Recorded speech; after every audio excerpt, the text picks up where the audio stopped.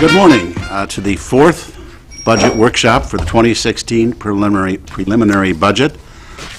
We have a long day ahead of us and a long day tomorrow. So I'll ask the council if you would like City Manager Roloff to go through the highlights of the budget first, or just get right into it. Get right into it. More than happy to go over the highlights, because I got some questions in the highlights. Questions on the highlights, okay. Okay. Roloff, you're on. I'd be happy to. What I'll do, because we do have the departments coming up, what I'll do is give a real brief overview and paraphrase some of what's in the budget message, but certainly if there's questions, I think that's probably more important. You've already had a chance to read it and whatnot, but just a brief overview, the operational budget for 2016 is $71,648,600.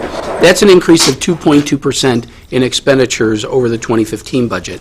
That 2.2% is sort of a number you want to keep in mind as we pivot around different numbers, because that's our expenditure increase. Our levy increase, our levy is proposed at $34,223,000. That's an increase of 2.67%. So the levy increase is higher than the expenditure increase, and that's why I keep pointing those things out, because we need more resources from the levy to cover expenditures, because we don't have enough revenues in other areas. And as Ms. Larson and I have been discussing the budget over these many months, the state revenues from other agencies, there's a good news, bad news. The good news is that it's the largest increase we've seen in a number of years. But as we've kind of jokingly said, zero is the new increase. Well, the increase in state aid is 1.9%. So when state aid, which is the second largest source of revenue after property tax, only goes up 1.9% and expenditures go up 2.2%, you've got to equalize that with something, and it's the levy. Again, we continue to rely so much on the levy to fund our sources, and as everyone knows, property tax is probably the most hated tax that is levied out there because it comes on a one-time bill, and it's paid on an annual basis as opposed to sales tax or income tax, which is kind of a pay-as-you-go. It's certainly an issue that's out there, but it gives you some understanding of where some of those things are. One of the other things, happy to report, as council was aware from our other workshops, the mayor asked how many workshops we had. I was giving you official budget workshops, but we've had workshops on health insurance a couple times over the summer that didn't even get counted in there.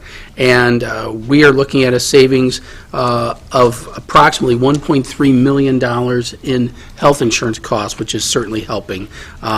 We recently bid it out. We'll be bringing that agreement to council for approval. I believe next week. Mr. Fitzpatrick, is John here yet? No, John's not here, but we're going to be bringing that forward. There are increased investments. I think one of the, because the economy is doing better than it has in the last few years, we're seeing some revenues come in, fees and charges and things like that. That certainly helped. So we're able to do some additional investments. It's at the bottom of the first page of my budget message. I really wanted to make sure this was on the first page. And for those of you who were at the listening session last night, what was interesting is one of the things I heard made me very pleased to hear, because the number of people that talked about body cameras for police officers was really interesting. I mean, it wasn't like every person, but it was noticeable. Mayor, wouldn't you agree? Yes, very Steve noticeable. And Ben, you were there too. You really heard that from a number of people, both from professional. Sheriff Motz mentioned it. There were employees that mentioned it.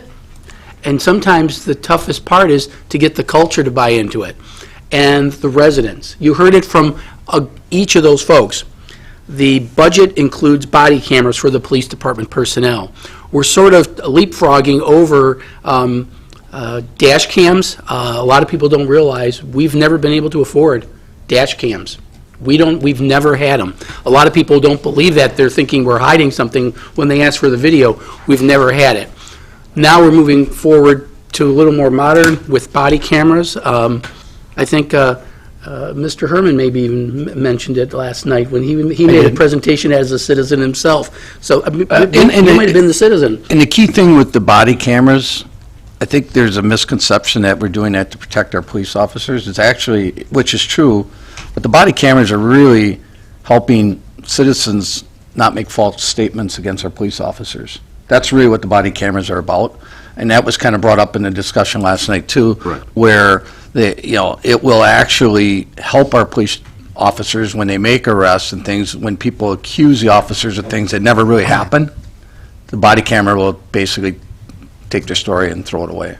And so that's the key thing. I think there's a lot of misconception that the body cameras are because the police officers are not doing their job. And that's not the case. It's a lot of false accusations against police officers that can't be documented in a normal operation of their profession. So Menasha uses them. I actually had a presentation from Aaron Zemlock at a Rotary meeting, and it's definitely it's beneficial both parties, both for the citizen and for the police officer. But it was amazing to see some of what you see. Some of the things that our officers encounter were caught on camera for the Menasha Police Department, and it was eye-opening. right, to why you might use pepper spray, or why you might use a taser or other defensive arrest tactics, the camera will verify what they're doing, make it beneficial. So I think that with everything that's been going on, and I don't want to get into the reports that were given last night, but I think there's a lot of that out there right now, that the police officers are the bad guys and the cameras are to protect the bad guys against the citizens, and that's not really the case. But one thing I will point out, it's somewhat of a misnomer, but it's the easiest way to explain it. Body cameras for police department personnel. We're not buying the cameras. The example I use, it's kind of like your cell phone. You get the phone for free. It's the service to store the data. And the service to store the data is about $50,000 a year. That's really what we're paying for. That's going to be a permanent investment, because the body cameras do you no good unless you have the storage capabilities. To just give you an idea, I always like to point this out. My first personal computer that I bought many years ago I was so proud of it. It was a 30 megabyte computer. 30 megabyte gets me about a 2-minute video of my kid doing a performance at school. So you get an idea of how much storage capability it takes to put it in. We're talking terabytes, and whatever the next measure is after terabytes, we are paying a lot of money for that. It will not be stored on site. We want that stored off-site. So that's what's in there. But there's also, in public safety, increased training for fire personnel.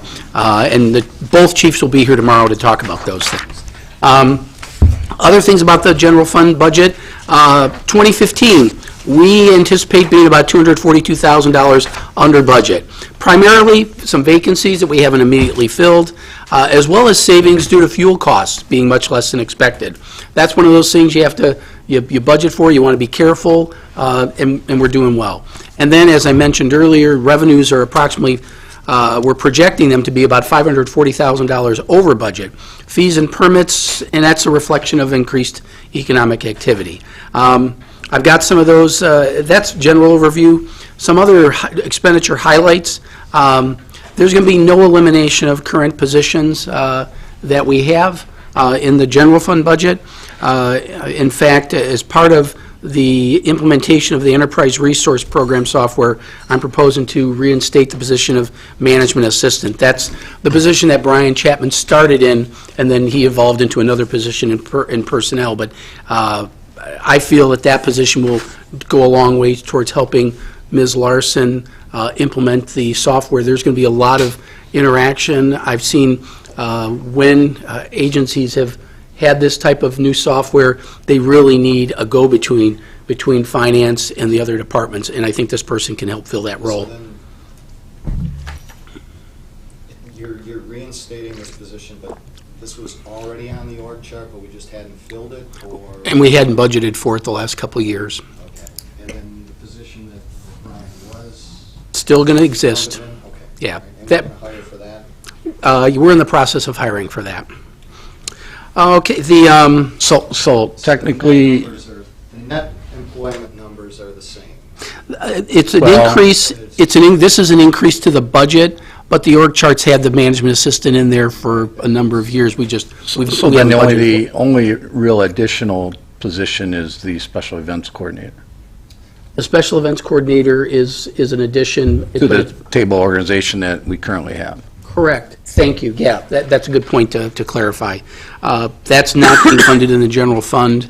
That's being funded out of the room tax fund. Right, I understand that, but I'm just, for the table organizational purposes, we are adding one position to the table organization. We'll be adding one person for inspections too, correct? Correct. With one exception, thank you, as Trina's saying it, I'm getting ready to look down on my next bullet, and that's the next one. There is a staffing increase in community development to reflect the rental housing inspection program. They'll be completely offset with operating revenues due to the implementation of a rental registry program.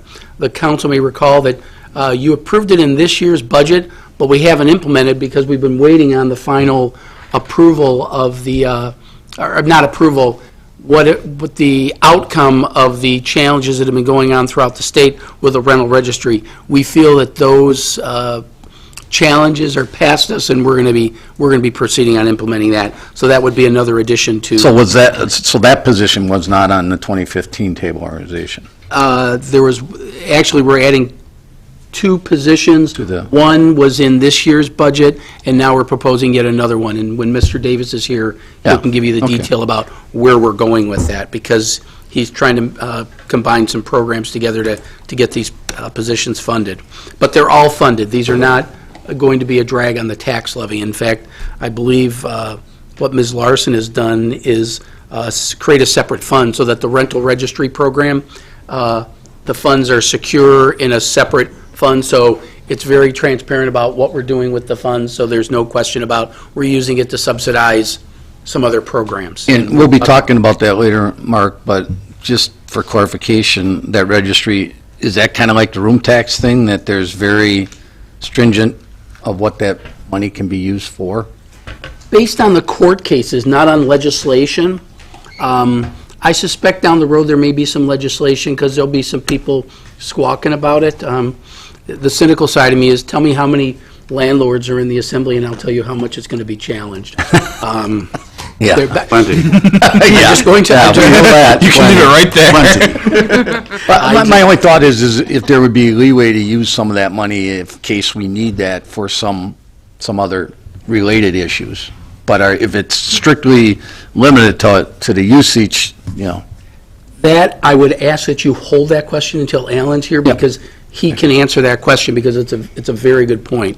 Let me just go through this, because I don't want to cut into any more of Ray's time. Levy support to other funds is going up. When you talk to library and Go Transit and the museum to a certain degree, we've had some decreased funding that is finally coming to roost, particularly in the library. Go Transit, we've heard cuts to aid for transit. Jim's going to be here later this morning to talk about that. But there's about a $300,000 increase in that area. When you think of debt service, if you want to simplistically look at expenditures, debt service is going up about $500,000. Support to these other funds is $300,000. That pretty much covers our entire general fund increase. Everything else is getting funded by other revenues. One of the other things that's in the budget is revaluation of properties. We really need to do that. This has been the longest time in my experience that I've seen a community not do reval. That's not about Oshkosh. Ever since '08, property values were going up until '08, and they crashed, and then they've been stabilizing. Technically, we are in compliance with state law. Technically, we're supposed to be at near 100% of full valuation, and we are. However, the market changes have made it such that there's really no symmetry. You know the old bell curve that you're supposed to see in data? We have absolutely no bell curve. There are people that are probably being assessed too high and others being assessed too low. We need to bring everybody back to the median on that. And we can do this statistically. It's less costly and less intrusive. People don't like us going into their homes to do revals. This will be done on a statistical computerized basis. And then with everything you see here, it's subject to final change with expenditure restraint. We have expenditure restraint mandates. The expenditure restraint program says our budget can go up no more than about 0.31%. I just told you it's 2.2. We're going to have to juggle some figures to make it work without reducing services. That's going to be a challenge that Ms. Larson and her staff are going to be wrestling with. So there may be some cosmetic changes, because it wouldn't change the budget per se. It's not going to increase expenditures or decrease, except we're going to move them around to comply with state law. I won't get into the details of the strategic plan, and I just encourage you to go into more details or ask the departments about that. All the departments, as they submitted something, identified how what they're doing relates to areas within the strategic plan. And when you read it, we are following that plan, and just as a reminder, with you donating these last 2 days, these next 2 days, which I appreciate, we probably need to look at a day-long retreat in the summer to update our strategic plan. We'll be talking about that later. So I don't see huge changes, but it's time to update it. I've gotten into the property tax, so I won't get into it too much more, other than saying that the levy, a good part of the levy is because of debt service. Although with the council's policy of moderating our tax rate and moderating our tax levy, I think you're going to see improvement as time goes on. Well, the good news of that is that, like you indicate, over the past 2 years, we've been over plus 4%. This year, it's 2.7. So, while it's zero, it's better than it has been. It is. Our levy increase has been averaging 3.28%, and this is 2.67. The last couple of years have been plus 4. That's been a problem. But do we have a rough number of what the hidden tax is, which is all the fee increases to the citizens? Those are something that when we get to each of the individual departments, the major change will be the proposed increase in the recycling fee due to several factors. One, state has reduced recycling revenues for this year by about 20%. The market continues to struggle. In fact, it probably has gone down even more in the past year on recyclables. And then because of that, over a couple of years, that recycling fund is in the red. We need to restore that. So there will be some fee increases there. We're not really proposing any other fee increases except on the utility side, but we've looked at some fees. I think Ray's looked at some of his, and he'll get into that a little bit. There's a couple minor fees. I think Pollock hasn't been touched since Pollock reopened in 2006. So after a decade, maybe it's okay. And I think Jenny's dealing with that on a regular basis, and I think she'll explain that to you a little later. Mark, one question under fines decreasing by 8.5%. With the implementation of a municipal court, will that reverse that trend? I believe it could, and when you have Chief Groyle here, I think he'll probably give you his farewell speech, and it'll be, don't forget about municipal court. When something happens over at the public safety building with respect to the county moving the courts out of there, I think we can have a worthwhile discussion. I think we still need to run the numbers, but the more I see it, it's not just an issue of the numbers of the court. It's what's going to happen to some of these numbers. And as you can see, we've had 8.5% decrease. The concern is that municipal code violations just don't just aren't as attractive on a court docket as other issues, and so they're getting bounced or knocked down to virtually nothing, and the word's kind of getting out that you can get away with it because you're going to get it bounced out eventually. It's very discouraging to the officers, which I'll let Chief get into, but it's also hitting our bottom line. Well, I think with the court, it'll also indicate that we're very serious about some of the things we're doing as far as rental inspections, code violations, and it puts some teeth into these programs. I know it's a different discussion. You and I have had the discussion on the municipal court. I guess my only comment would be is that if we are losing that much revenue and how long it takes the county to make a decision, they're in no interest in moving out of the safety building because they got a whole lot of other issues going on with the airport and some other facilities. I'm wondering if we can't look at a temporary in another location, or have that meeting with the county officials that manage the courts, that, as the mayor said, how serious we are about these things, that they need to take another look at this because of the lost revenue that we are having. And it's not like we're citing illegally, we're not citing violations that aren't happening, but if they're just washing them away because it's county court versus municipal court, that's not fair either. People know how to work the system. That's. I mean, you go to Neenah, you go to Menasha, their courts, they don't have they actually hold their courts in their board chambers.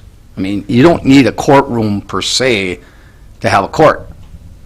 Amro uses their, council chambers. So I think to wait, because it could be 3 to 5 to 6 years or more before the county decides they're going to move out of the safety building, because, not only are they spending money on their infrastructure at the courthouse, they're looking at having to move, Branch 6 and the county court commissioners, all those things out and put them in the courthouse. That's a huge financial decision that they have to make, and I don't see that coming anytime soon. So I agree with what you're saying. Having those courtrooms there already would make it very minimal for us to make a municipal court, and there's some things to do with that. But I think when you're talking this kind of revenue loss, I'm not so sure we should be waiting on the county as much as if there is a financial increase that could help us, that we might want to look at that, especially with the work we're doing with, as the mayor said, the rental registration things like that, code violations. We're investing in hiring a staff person and all those types of things. If those codes are going to go away,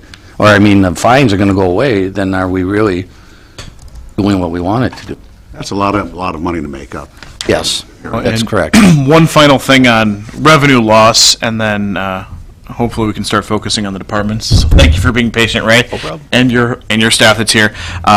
We've been harping on the exemptions that have been granted through property tax at the state level.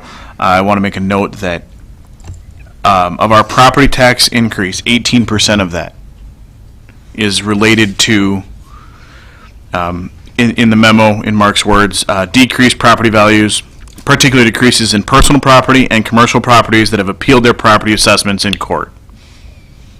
So we've been harping on this for several months now, and it's important for our citizens to know that we're doing what we can, but 18% of our loss in property tax revenue comes from things that are outside of our control. Regarding other revenues, state aid and county aids are up about $300,000, but that's only 1.9%, as I said. The minor increases are in the payment for municipal services, expenditure restraint, and aid to local streets. Municipal services, it's not because the state has increased their percentage. In fact, their percentage is going down. The reason is that because the university has done so much building in recent years that the base is growing to our benefit, but it's still only being funded at, and now it's down to 42 cents on the dollar. A couple years ago I said 44, and a decade ago it was 80%, so that's going down. Those are some of the bigger ones. We already talked about the recycling fund. I would say, though, I skipped over it in personnel. We're proposing a decrease in the recycling/refuse program. The efficiencies that they have achieved through the equipment, with the automated equipment, they've gotten good enough that they offered it up. I was so impressed with those guys, and when they come in here, please thank them, because it'll get overlooked. But they came in and said, we've got it down now, Mark, and we are offering up a position because we don't need it anymore. And that's because of automation. So the investments that we make, whether it's body cameras for accountability, regardless, or improvements, I think you're going to see those come with our investments. We've put a reduction, not in the table of organization, but we put a reduction in dollars in Public Works because Kevin Ewan has held a position open because he wants to see where or if he needs it in Public Works. We've reduced a lot of positions over the last decade in Public Works. Certainly, we don't want to reduce it for snow removal services, so I want to give Kevin some time to manage that. But those are the types of things that sometimes go overlooked, and I'm proud of the staff that they're willing to look at those things and say, we have a payoff on the investment that you and the community have given us, and we owe it to you to give you a dividend on those investments. And they've given that to you with that program. But we should start seeing reductions in costs, maintenance costs with the new central garage, too. Equipment just all the efficiencies and equipment maintenance, which is Now that which you is see big. you see vehicles stored as opposed to just sitting out in the cold and not getting cleaned properly at the end of a shift, now they're getting cleaned at the end of the shift, and they're being maintained much more, not only better, but quicker. Those types of payoffs, they'll take some time, but we're already starting to see the improvements in functionality and the payoff in vehicles. I think you're going to see as the years go on. The other thing you note in your memo here is that part of the increase in recycling is to begin building a fund for the replacement of the trucks used for that. So it's a long-term investment to keep the program where it's at, to continue to allow us to leverage those efficiencies too. So paying a little now, and with the long-term payoff of maybe paying a little less in the future. Thank you for mentioning that. The last thing I'll bring up is there are things, even with this budget, that end up on the cutting room floor. And departments had asked for some things, and sometimes in the past, you never even saw them. They never even made the light of day. We've included those on the back end. They are enhancement packages that departments have proposed. In fact, Ray has one that he wants to talk about. I didn't put them in the budget, and I never got any specific direction from council on what the levy increase was. But in my mind, I kind of looked at 3.3% as something of a ceiling that at least I didn't want to go over. And so with 2.67%, we're about $100,000 under 3%. I encourage you to take a look at these enhancements, give the department some time to talk about those, to talk about their other needs and whatnot.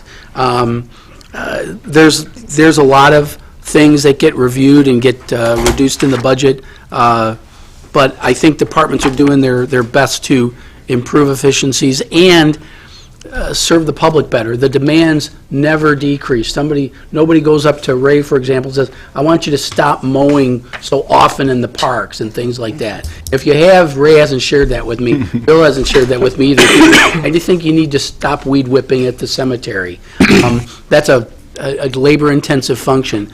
Those are things that always exist, and things get added on. Do you think you guys could do this? There's a little thing called roundabouts that now Bill and his staff are dealing with. Those are the types of things that we deal with, and they're trying to do what they can to get those things done, sometimes within the same resources. So with that, I'll leave that with my remarks in case unless you have any other questions. Get to the end of that. We'll hang on. Thank you. Are there any other general type of questions? Otherwise, we can get into the departments. I've already stolen a half hour. If not, More time to prepare, right? I would ask, well, Grass don't grow as fast. I would ask that we go to Parks. It's the,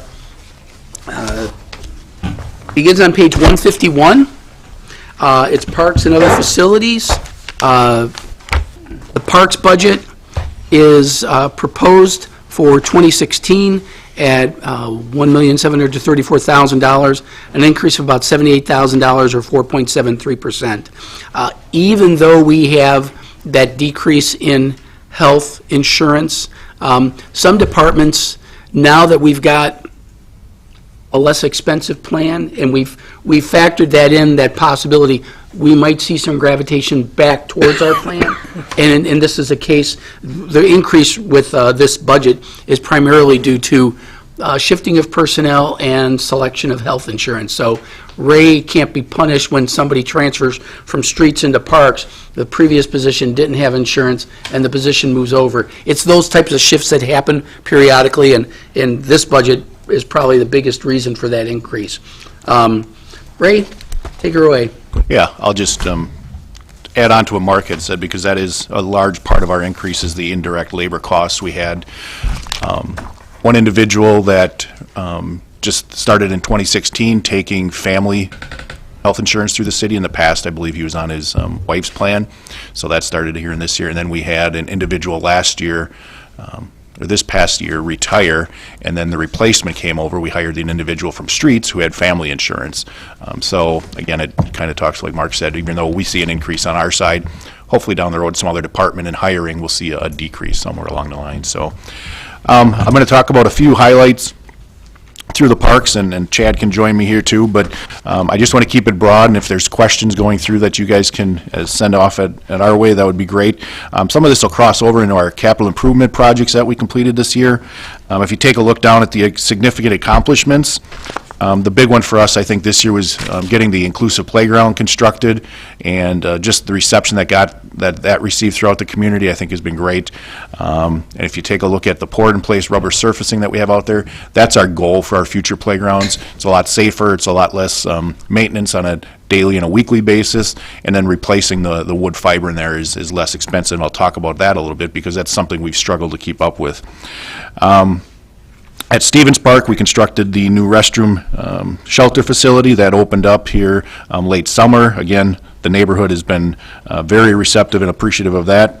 And then Chad and his guys have been doing a lot of work in-house as far as concrete goes. We've been taking a look at the playgrounds and making sure that they're more accessible, also putting perimeter sidewalks around the playgrounds to keep the wood fiber inside the playground boundaries. But then it also helps with accessibility, getting people in walkers, wheelchairs around the facility. So those are some of the things that we've been able to do in-house. Roll Park is another project we just recently have been working on in-house. What we're trying to do is condense some of these playground areas. Again, going back to the wood fiber that we need to put in there, it's specially manufactured for playgrounds for safety and making sure there's no nails and glass and other things in there. So it's a product we need to purchase for playgrounds. It's very expensive, so if we can reduce the size of some of these playgrounds, it's less cost to put that wood fiber back in there. And we're currently working on the South Park restroom design, and the old building's been demolished, and that project is actually coming to the council next Tuesday for awarding that bid. So we are hoping to get that construction started within the next couple of weeks and have that new facility up and running before late spring, early summer next year. So some of the larger projects that we took on this year, in addition to, you guys know all along summer has been very tough to keep up on your lawns at home, probably mowing about twice a week. As Mark said, doesn't stop in the parks or at the golf course or cemetery with the weeds. We were mowing constantly throughout the summer. So that's just a lot of time spent on our behalf and our staff, and I think we've received a number of great comments from a number of the people saying the parks have looked good. We haven't seen the grass rows and a lot of the mulch of the grass out there. So I compliment to our guys and our staff for staying on top of it throughout the summer as well. Looking at next year, if you take a look at some of the objectives for next year, I put in here the construction of the South Park restrooms. We're looking at in the CIP the Red Arrow Park restrooms due to the heavy use over there from a lot of the youth athletic fields. We need to upgrade that facility. We're looking at doing not demolishing, but pretty much taking out the entire interior, doing a remodel like we've done at Abe Rochland Park and Lake Fly, and what we've currently done at 24th Avenue Boat Launch. And then another project we'll talk about in the CIP is a major renovation of Little Oshkosh, and I won't get into details on that because we'll talk about it in the CIP. As Mark also said, we've got a number of sections of the Riverwalk that have been developed. We work closely with planning and community development to design those so that it lessens some of the maintenance we do, because the Riverwalk is turned over to us for maintenance. So you will see in the future there will be costs incurred. Those light bollards, the nice LED light bollards, are pretty expensive. We do see those getting damaged and having to replace those. So those are things we need to start taking a look at in the future. When we get to the forestry budget, you'll notice we've made some requests for the roundabouts. All the roundabouts and medians that are nicely planted, we need to maintain, but also when the plants die or we need to replace things, some of those costs obviously come through our budgets as well. So I guess that's, kind of a large overview. As we get into some of the other individual division budgets, the managers will be up here, but I'm open for any questions you might have on parks. On the first general page, 153, special services, what's entailed under that particular line item? Because I noticed that the adjustment for this year is essentially to catch up with our spending, what we spent in 2015 compared to our budget amount in 2015. I'll let Chad speak to that, but it's mainly our urban wildlife management programs for deer and geese. Chad, you can tell how we work with certain outside groups on those. And For those services through Urban Wildlife Management, we'll contract out for working with our deer programs in our high-intense areas, also our goose management down at Menominee Park, in around the community and general parks. So that's also usually on an abatement grant that gets set through where the state takes care of 50% if we're awarded that. So it's also, a big contribution to that too. So it's a shared expense. And we do reflect that. If you take a look at page 151 in the grants and aids, that is the, in 2015, we received a $3,000 grant from the Urban Wildlife Damage Abatement Program. I'm sorry, this year expecting $4,750, and next year we've budgeted for about $4,500 in a grant to help cover that program.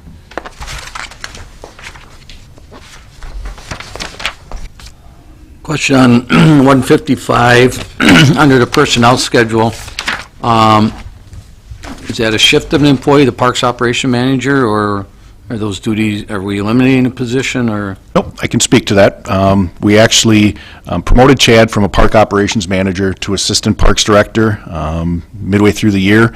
It's something that I've been looking at for the last couple of years based on the duties that I've asked Chad to take on, a lot of the project management and a lot of the grant writing, a lot more getting involved with, when Chad started, the zoo was actually under Jenny, the facilities manager position. With Chad's background in operating another zoo, we shifted that to his position as well. So it's essentially a promotion from parks operations manager to assistant parks director. And that's consistent with other departments. If you look at other department organizational structures, there is an assistant director in virtually all the departments. They're what I call working managers. They're supervisors / managers, and I think that's consistent across the organization. I thought it was appropriate here as well. I think it is. I'm not against what happened. I guess because of not knowing how that happened or whatever, I think maybe in the future, council should at least be notified when you're making a major move of a position, so that when it reflects back in the budget, we know what's going on, I guess. I mean, again, those employees are your responsibility, but ultimately it does reflect back into the budget. I think it's needed, but I think in the future I would appreciate just knowing if you're making those internal moves or promotions or whatever. I would agree with that. I apologize. We should have notified you. Just a clarification on, I see that we're the parks trades technician and the groundskeeper, there's a shift of 2 positions there. Can you kind of explain what that is as well? What we've been doing is when we've had some groundskeepers retire, again, it's since Chad and I have been here, we take a look at those positions, and what we found is we're able to get more qualified individuals as trades technicians, so we're looking for somebody maybe that's, has a little more background in plumbing. So with all of our restroom facilities, we don't have to contract that out. We can simply get our individual that has plumbing experience.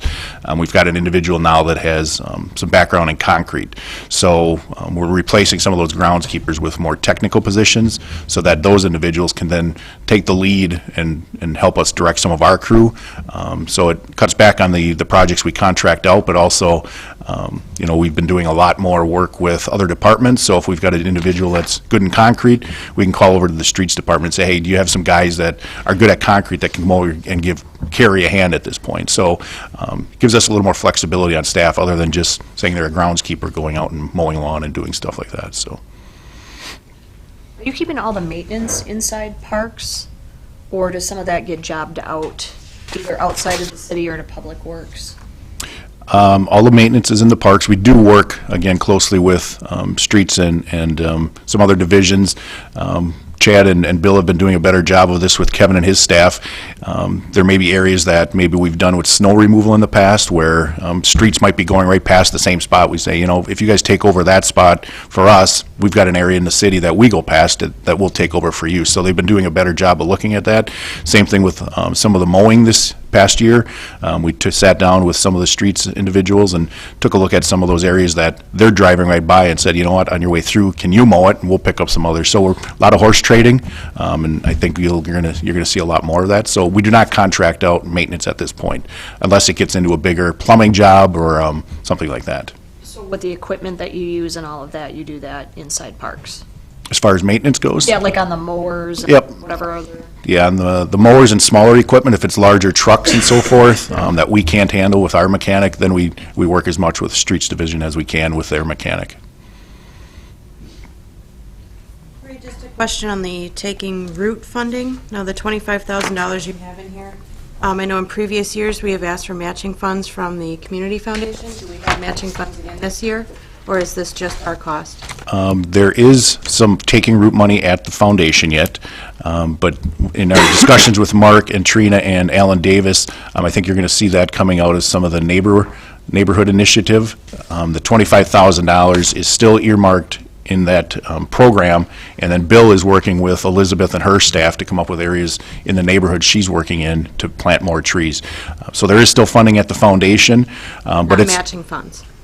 well, it's, There's still matching There funds, is still even though matching. we've we fulfilled our last year. 6 years, but now we're continuing on with an additional $25,000 for tree planting. I tried to be a little creative because we fulfilled our 6-year obligation for the Taking Root Fund. And so, but the foundation approached me and said, are you still in on this? And I said, well, we've done our 6 years. And said, well, they're still willing to do it. So as I gave it some thought and I looked at what some of the funds had been used for, they were really very neighborhood oriented. So I'm sort of meshing together the monies that we've done for the Healthy Neighborhoods program with the Taking Root and just said, let's sort of double count them with, but only spend it once. And the Community Foundation understood that and agreed with that approach. And you'll also see when we get to Bill's forestry budget, there is a position, there's $6,000 that annually comes from the foundation to the forestry budget to help pay for a seasonal staff member to help maintain these trees and the plantings that go in. So that's rolling out of that fund at the foundation as well.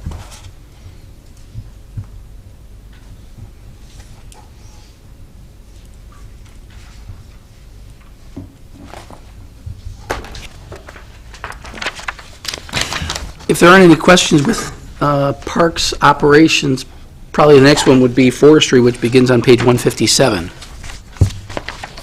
And let's get my summary. Forestry, excuse me a second. Forestry is proposed to increase by $2,100, so 0.64%. So Bill proudly walks up with a 0.64% increase, and happy to answer questions, I'm sure. But I think, Ray, you talked about roundabouts. Yeah, Something. I'll kick it off, and then if there's specific questions or if Bill wants to add anything else, but again, taking a look at some of the significant accomplishments, one of the projects that I think Bill and his staff did a really good job on is the George Washington Monument area.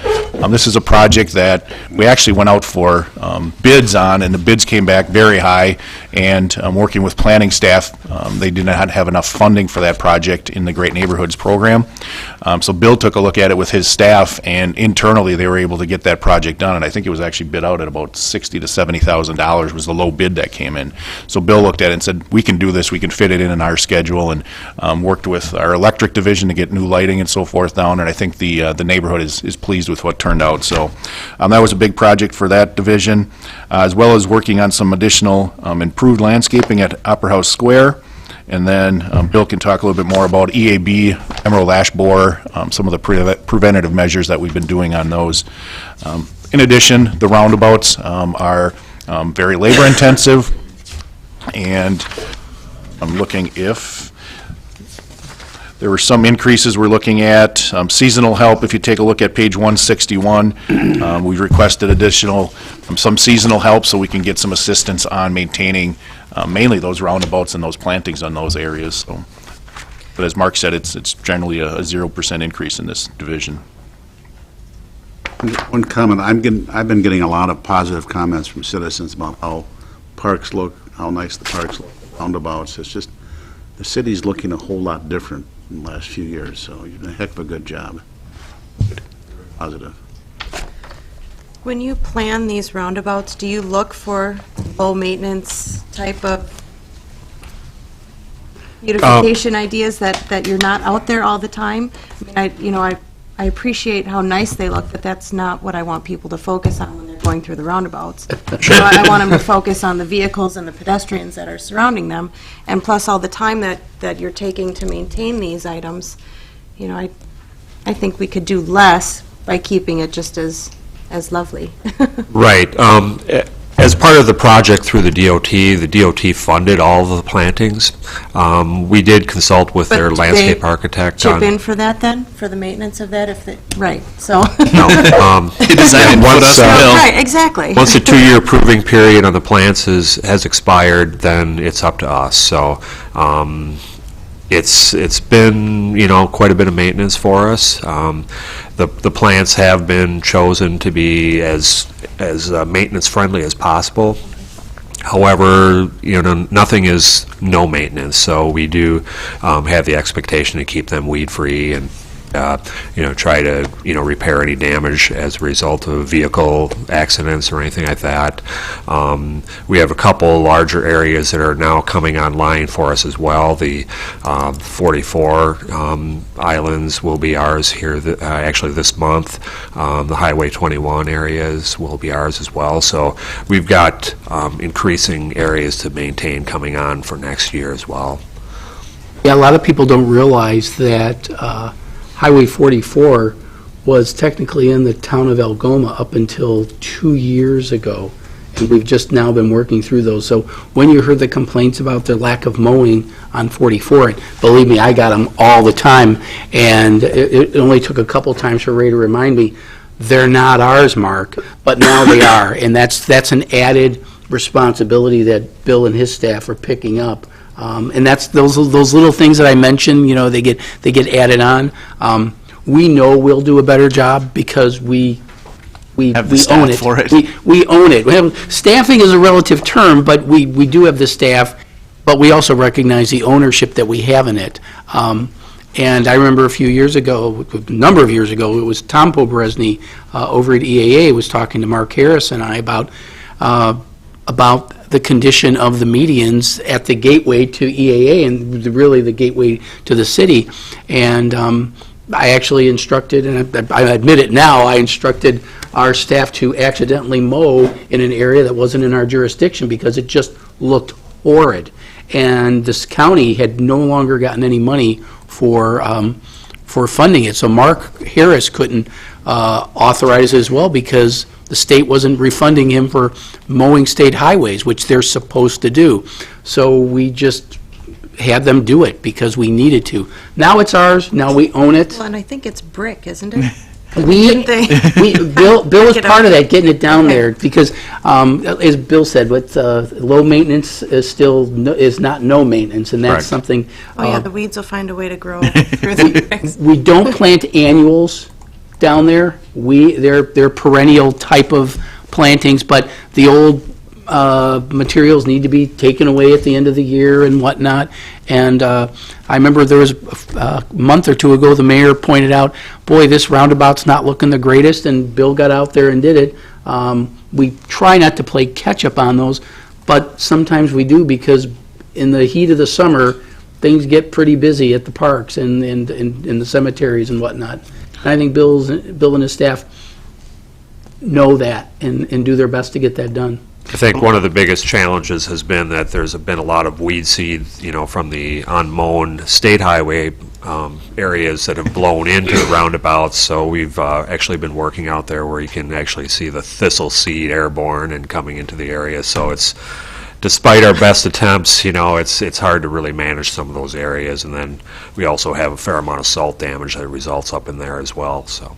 But isn't, through DOT, the planting of the roundabouts is really designed as a driver safety issue too, right? Correct. I mean, to keep the headlight reflections down and things so that oncoming drivers aren't blinded. So really, the plantings are, as cosmetic as they are, there's also a safety factor to the plantings that have to be done there. So Correct. it's twofold. I no longer receive complaints. I get a lot at our office because we're showing a lot of people around the city, and, they are gateways. And Right. they're very attractive in addition to being a safety concern. Right. That's the biggest thing that when they implemented them was the plantings were to help Right. keep visibility down for oncoming traffic lights and things like that. And Chad a lot of just- these- Oh, I'm sorry. A lot of these installations were pushed forward by the state through the state highways and so on and so forth. So, again, your staff's doing a great job in maintaining things that you didn't necessarily have control over to start with. There are also, in some of the roundabouts, there's irrigation lines, so we are responsible for, whether it's maintenance of those, repairs, at the end of the season, going in and having those irrigation lines blown out so that they don't freeze. So there is additional maintenance, and those electrical and water costs are then billed to our department. So some of the utilities you'll see adjusted accordingly too. Could you just highlight a little bit what we're doing with the emerald ash borer? Or Yes, we have gone through our current inventory. We know where all the ash are on public property, which is the first step in any good emerald ash borer plan. What we've done is we've assessed the better quality trees and treated those. We have our staff trained to administer injectable treatment into the better quality trees. So we have some areas that were planted a number of years back with high quality autumn purple ash that we want to preserve. We're treating the best and eliminating some of the poorer quality green ash that we have in the neighborhoods. Some of those trees have caused us infrastructure problems, raising sidewalks. They weren't planted in the best location. Some of them are as large as the diameter of the tree is as large as the terrace width. So obviously they aren't going to be good long-term trees. We have residents who are requesting some removals as a result of issues.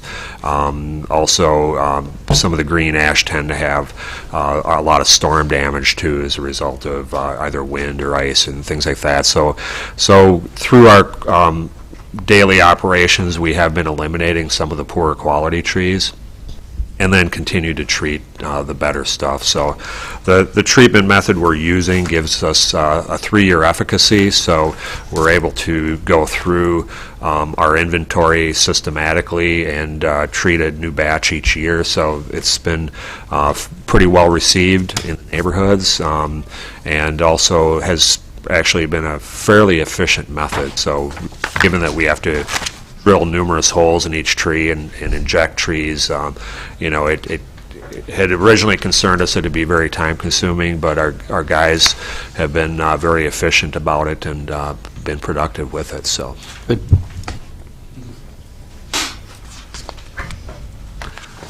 If there's no questions in forestry, probably the next one to move to is on page 163, the cemetery. That's still Bill Sturm's area of responsibility.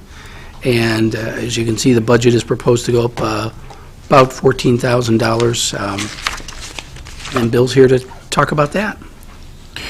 Yeah, $14,000. I think just, again, just a quick overview for you. We had a retirement this year of Mary Tollard, who was with the cemetery, I believe, about 35 years. So a lot of knowledge went out the door, but we were able to get a new computer system going over there for about the last 2 to 3 years that Bill has been working on. So we had to hire and train a new office assistant over there, and that transition went very well. As Bill stated, we've also been taking a look at the tree assets on the cemetery. There's a number of older, large trees that our staff have been working on to address there, as well as, the software program that we spoke about. For next year, I know that the mayor, I think, is part of the Landmarks Commission, or part of the group that's looking at the chapel and some possible renovations and improvements at the chapel to make that maybe a little more useful for the community. So that's one of the items that Bill will be working on. In addition, we're taking a look at what we can do to maybe better market the cemetery. I know when you think about a cemetery, it's not a very marketable opportunity, but I think, you can work with local funeral homes and local estate planners and get some possible improvements, and whether it's benches, trees, some things down there that we might not be able to afford in our budget, to do some different marketing and website development. So that's one of the goals for the cemetery that Bill has as well. Going back to the chapel, and I've been reading some of the minutes and stuff, do you think there'll be grants available as a historical type thing? I mean, I don't know how old that chapel is. I know we've been in it one time, but... Chapel's from the early 1900s, what, 1900? I thought it was around 1920, as I recall. I'd have to look it up to be sure. I didn't know if there'd be any historical dollars that we could maybe... We'll look for grant grants for it. I think the major problem is the one wall near the altar. There's water damage there, but I was there a few weeks ago, and if you've not been in there, it's an incredibly... It is. I'm just, to what you're saying, is more and more families and funerals are looking for smaller locations for like a memorial service. So if we could get that back up and usable, I think it'd be a great asset to the cemetery and the community.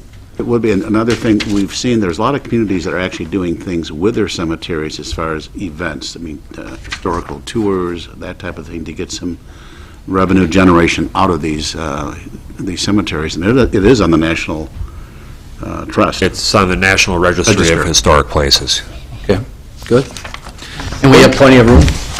I mean, I know there's... That was one of my... I don't know how many burial sites are currently there and how many we have available, but I don't believe there's ever room for expansion at that facility. We have quite a bit of room for expansion to the north. Okay. I believe there's approximately 66,000 interred currently, but throughout the cemetery there are available spaces. And plus, we have quite a bit of unplotted areas to the north end, so there's adequate opportunity for several generations. We own about 10 unused lots that we have no use for. Oh, okay. I'll make you a deal later. Mine's all pine tree. Just one minor item that isn't necessarily an expenditure or an operational item that I want to point out. On page 163, you'll notice that transfers are being proposed at $45,000 for this year and next year. I would also point out at the end of 2014, this fund had a deficit of $32,000. And Ms. Larson and I have looked at different ways, and I'd like her to just talk to you a little bit about some of the funding resources that are there for the cemetery, because our levy is approaching $300,000 in support, and we want to try to limit that. And I think Trina's found a way to address that we discussed with Ray and Bill during our budget deliberations. So thank you. You beat me to my question. So. The one item that we will be proposing to do is to apply some funds from our perpetual care investment account. This is a account that grows every time we sell lots. Its intention is for the long-term and perpetual care of the cemetery. What we're proposing is applying the money that we have earned in investments. We have a healthy balance within this fund, which will provide long-term care for the cemetery after we're no longer selling lots, and are comfortable at this time applying some of the investment earnings that we have earned in previous years. We have over $1 million in this fund, and when you purchase a lot, you also purchase perpetual care, and it's somewhat of a, what would you call it, an endowment type of fund. We haven't dipped into it at all, and it's not there to grow forever. It's not there to grow for capital improvements. Its purposes. How long have we had this fund? How long has it been? Since we started selling plots? Or? Yeah, pretty much, Over and that's 100 pretty years. standard with cemeteries. I didn't want to say that, because I don't know the number, but I wouldn't be surprised if it's been 100 years, but it's $1 million, and if we just use the portion of the earnings, as lots are purchased, there'll be another addition to that principal that we're not proposing to use. We're proposing to use the interest earnings on it, and it just so happens that it's over $1 million now, and $1 million generates a healthy amount of interest earnings. So we're just proposing to number one, get the fund back to zero, because when the fund is below zero, we need tax dollars to fund that. And we're funding tax dollars still to the tune of nearly $300,000. We're trying to stem that tide and using the perpetual care fund for that purpose. Could some of that fund go towards the chapel renovation? Yes, it could. We're only proposing to use a little bit of interest, but quite honestly, because we haven't dipped into it in any recent memory that we could find, and it dates back even prior to us being here, we haven't seen anybody dip into it. So that's not all principle that's there. That probably reflects years of interest that when it was a very modest fund, we didn't use it. So I would say yes, we want to be careful not to over dip into it, but down the road, that's something that is legitimate.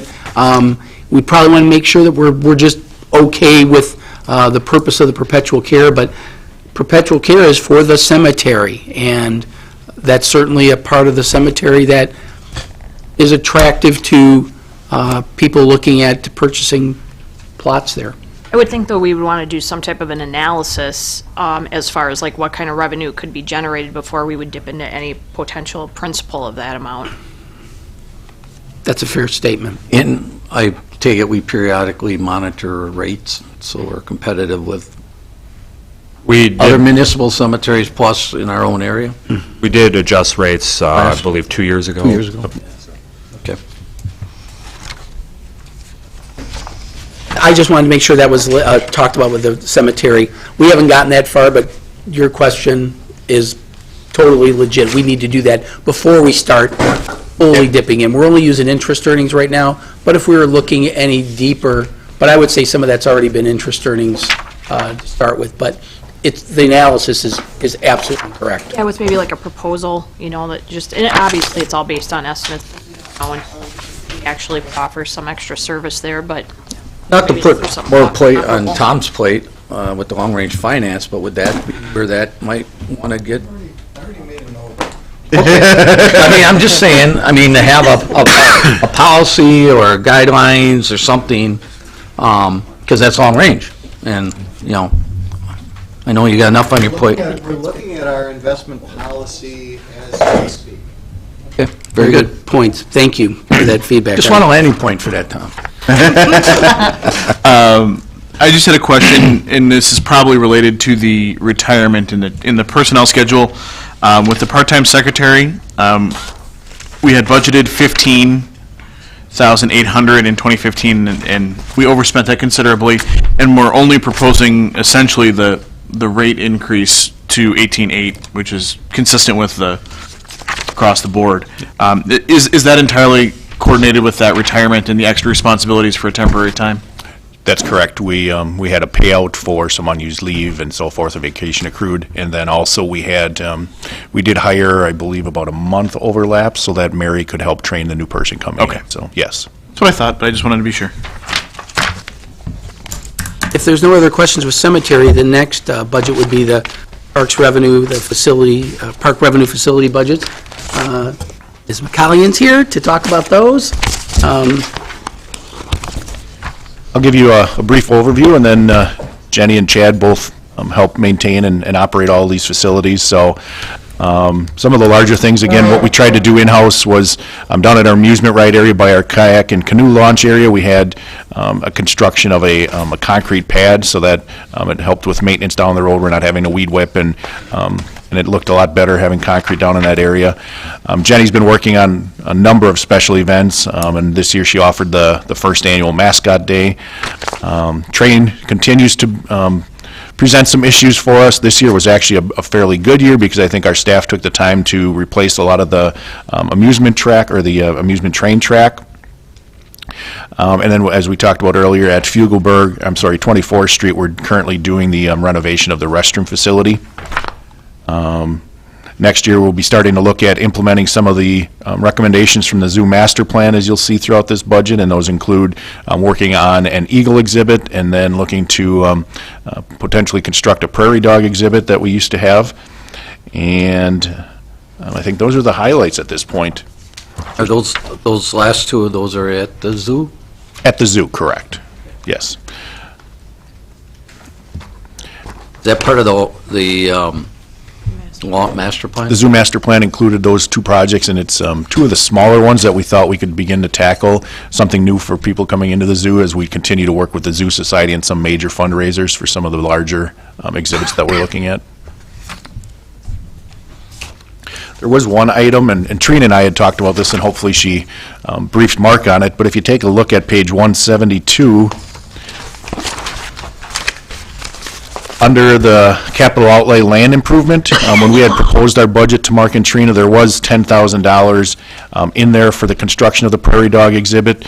We had some brief conversation with Mark and Trina. There is balance in the zoo fund to allow us to construct that. We're looking to do that in-house, and our staff is looking at doing that in-house. So what we would propose is that $10,000 in that 7216 would be added back into the budget. Again, it would be coming from our zoo fund balance that we have adequate available funds in. Yeah, like a prairie dog, it was hidden somewhere, we didn't get it out there in time. Yeah, it's no general fund impact, that's why this fund exists, to cover those types of expenses. So we'll make that correction and provide you with an updated summary. And just looking at the revenue side, last year we had budgeted on the miscellaneous category 75, and you guys raised 145. Is that what falls into the miscellaneous category? Obviously, there's a separate line item for fees and charges, but you guys have done obviously more to get revenue. Yep. The miscellaneous, if you take a look at the 2014, as Mr. Clark stated, that we only brought in about 15.8. The Herrenberg donation from the foundation, that sometimes will come in after the first of the year based on certain things that they look at for tax purposes and so forth. So that's why if you look at this year, we are predicting we'll receive the Herrenberg donation, which we did after January 1 of this year, and we're proposing that we will have that before the end of this year. So that's the reason for the jump. Typically, it's going to be their $65,000 annually, and then we bring in donations from the door and other kind of, not some of the fundraising and so forth, but those are mainly in the fees and charges. So the large bulk of that is just timing on the Herrenberg Fund. Thank you. All right. And then, in reference to fees and charges, on next week's council agenda, there will be an item for council discussion on revenues for use of parks facilities when people use large chunks of the park for events and basically close off some of our park assets to constituents. And if someone is taking access from our our citizens think that we should be getting some type of reimbursement for, in essence, renting large parts of, or using large parts of our parks. So I just wanted to point that out. And that parallels the county. County does that at the county park. They rent out the park, that they have to pay for empty shelters, bathrooms being empty, things like that because of the event. That's lost revenue.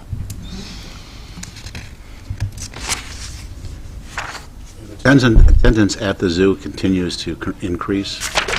Yeah, I don't have those right after Zulaween here. Usually I get to doing all those numbers, so I don't have the total numbers yet this year, but Zulaween, just this past weekend, we had an all-time high, ever at that event. Our highest two-day total in the past was 3,100, and we had 4,700 people this weekend, so it was Congratulations. crazy. Yeah.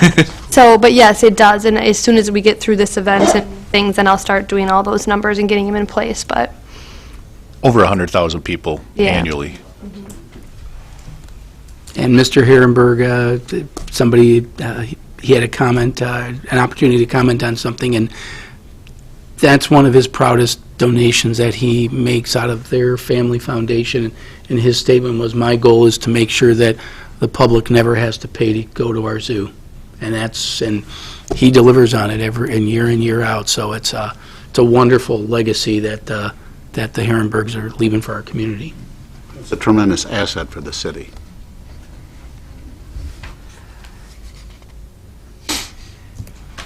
If there's no other questions about the revenue facilities budget, the next one would be the Leach Amphitheater. You can see that the increase is about 8%, I believe. The fund balance is something that we're concerned about, that we have to keep an eye on. This is something that, it's not getting worse.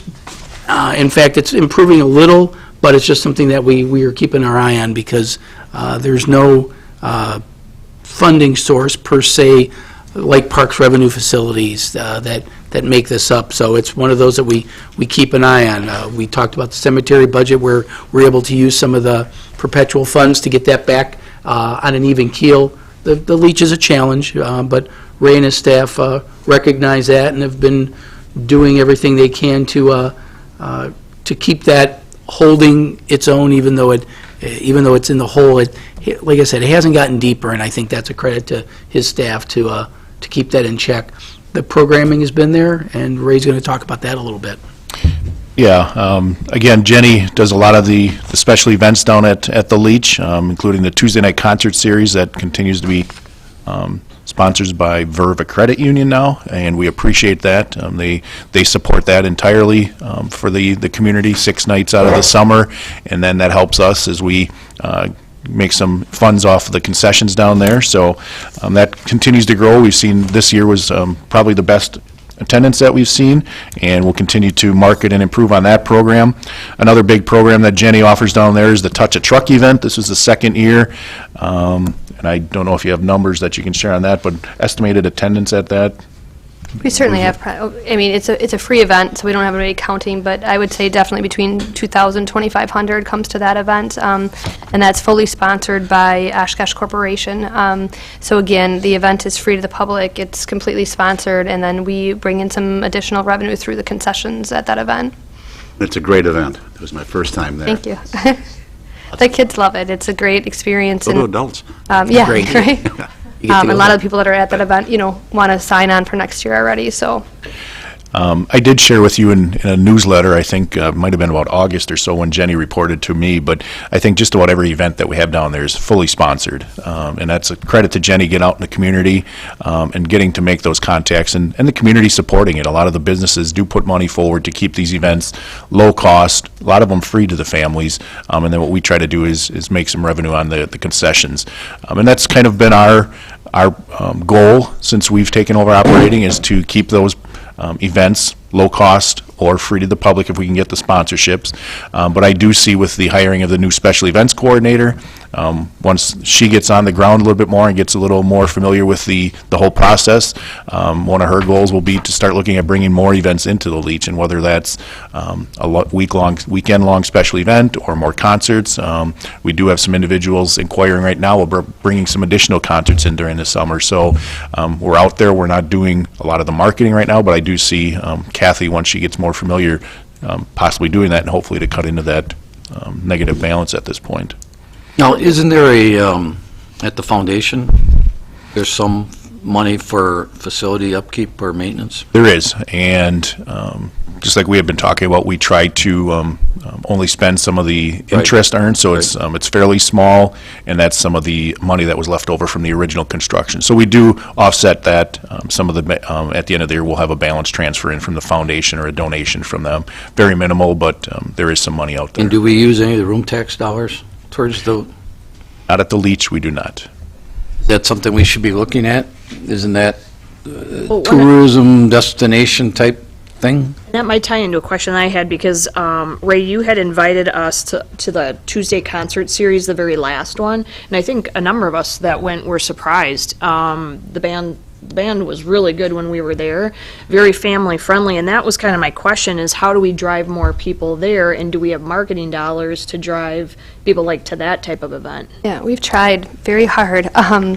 And like you said, people that come, it's the 5th or 6th week, and they're like, I wish I would have known about this all summer. We do have a radio sponsor that's there every Tuesday night to kind of kick off the band, and he does the radio ads. We do a lot of stuff with the Convention and Visitor Bureau. She helps us out.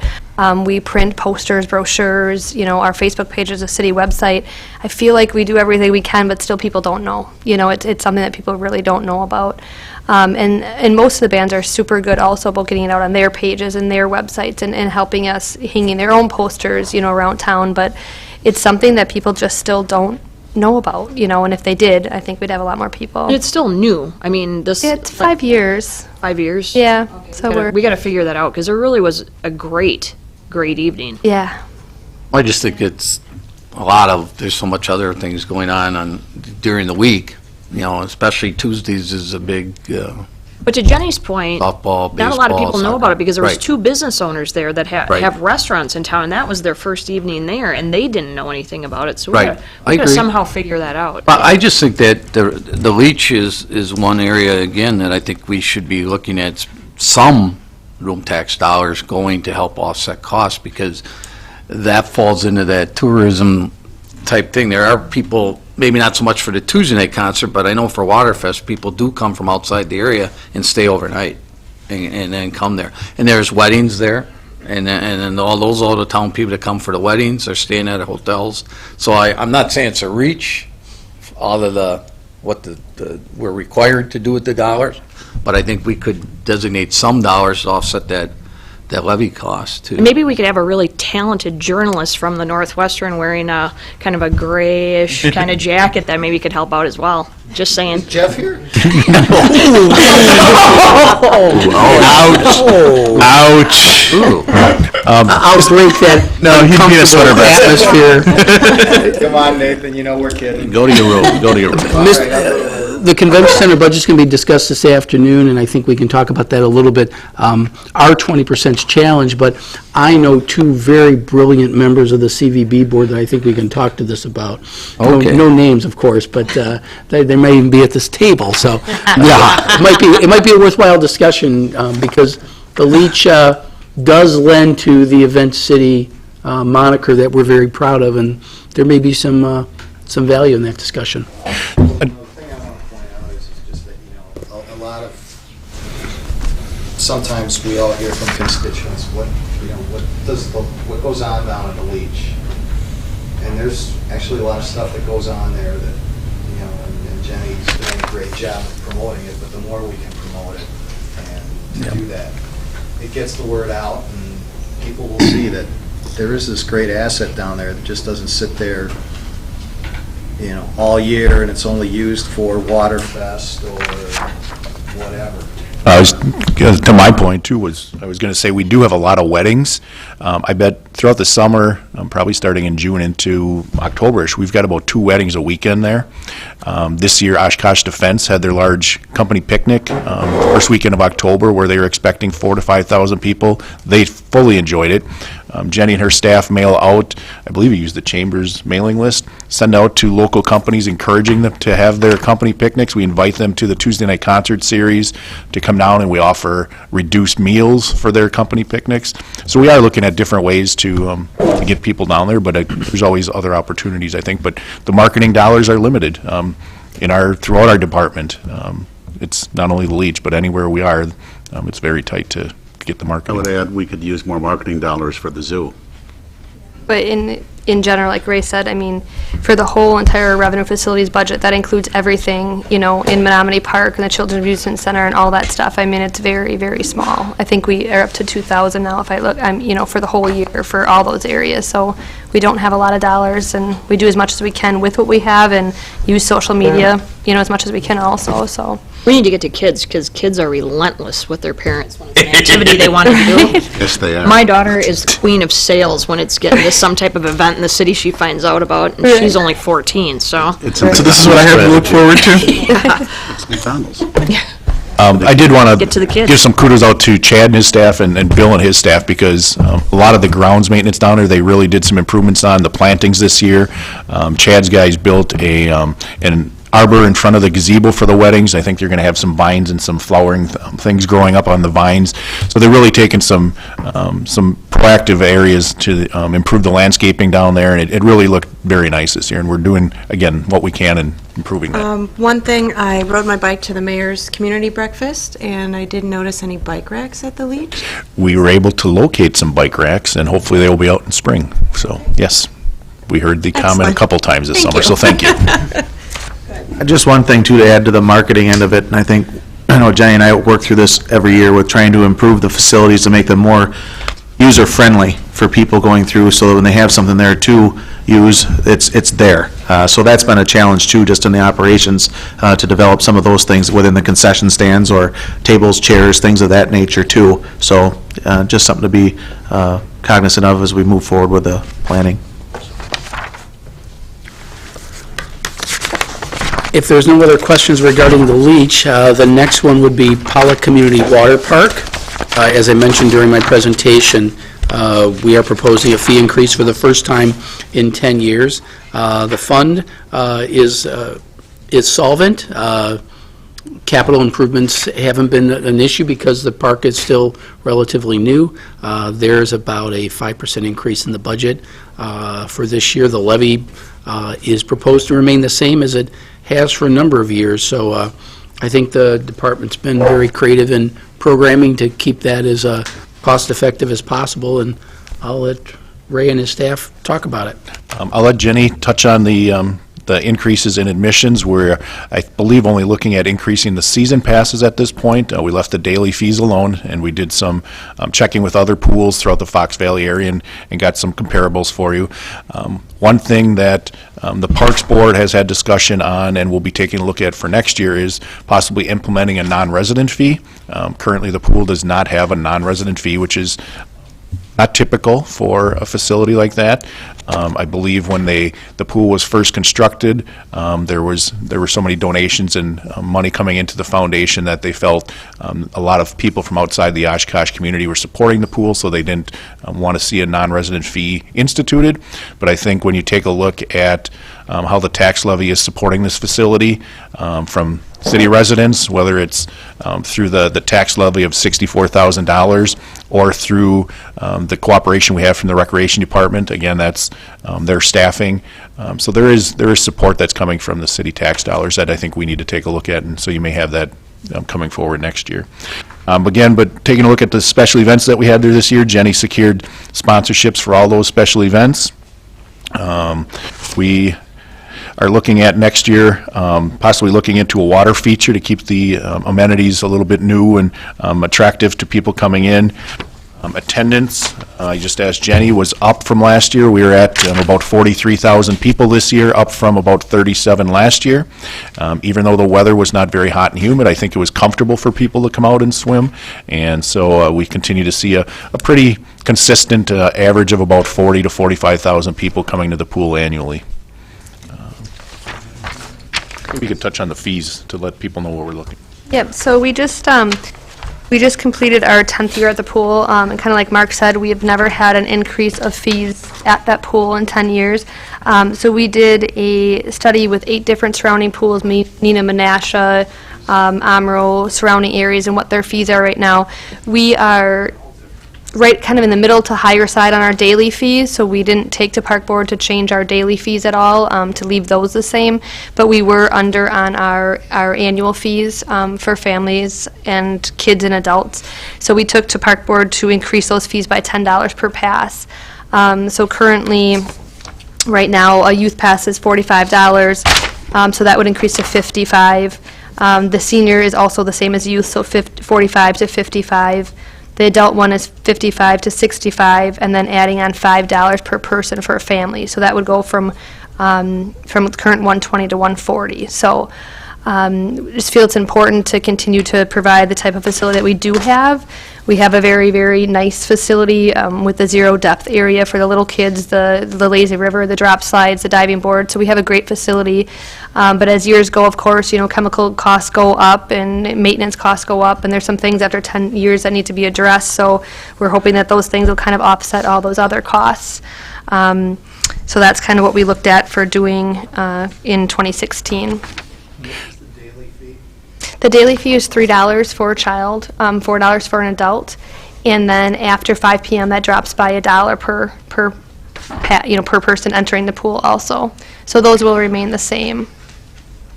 Right, and just Mark raised the issue, indicated there's no capital needs at this time, but the facility is 10 years. I know you've been doing maintenance over a period of time. Horizon, what do you foresee as far as major capital improvements or major needs moving forward? I can speak to it, and then I can ask Chad if he has some comments. But I think we've done a pretty good job every year taking a look at our recirculation pumps and having those rebuilt and gone over. We take those out in winter, get them done over the winter time, and they're ready for spring. So those are some of the main issues that would come up. I think we need to take a look at the pool heaters, the filtration system, are mainly some of the things that we need to start to be cognizant of over 10 years, 10 to 12 to 15 years, when those things might start to wear and need replacement. Fortunately for our pool, we do have a large endowment at the Community Foundation. I don't have the balance here, but it's well over $1 million, and we do tap that annually for some of these major improvements that we're doing on the pumps and some of the other things we do. But that is something that was set aside when the pool was built for some of these major renovations. So we need to take a look at that and start planning again for some of those heaters and filtration type systems. But like I said, I think we've done a good job of staying on top of the motors and some of the electrical components, our cameras and so forth that we have over there for security, not only pool security, but lifeguard security and so forth. We recently upgraded. So we've got a pretty good handle on some of the items that we'll need to address. And hopefully will not affect the operating budget.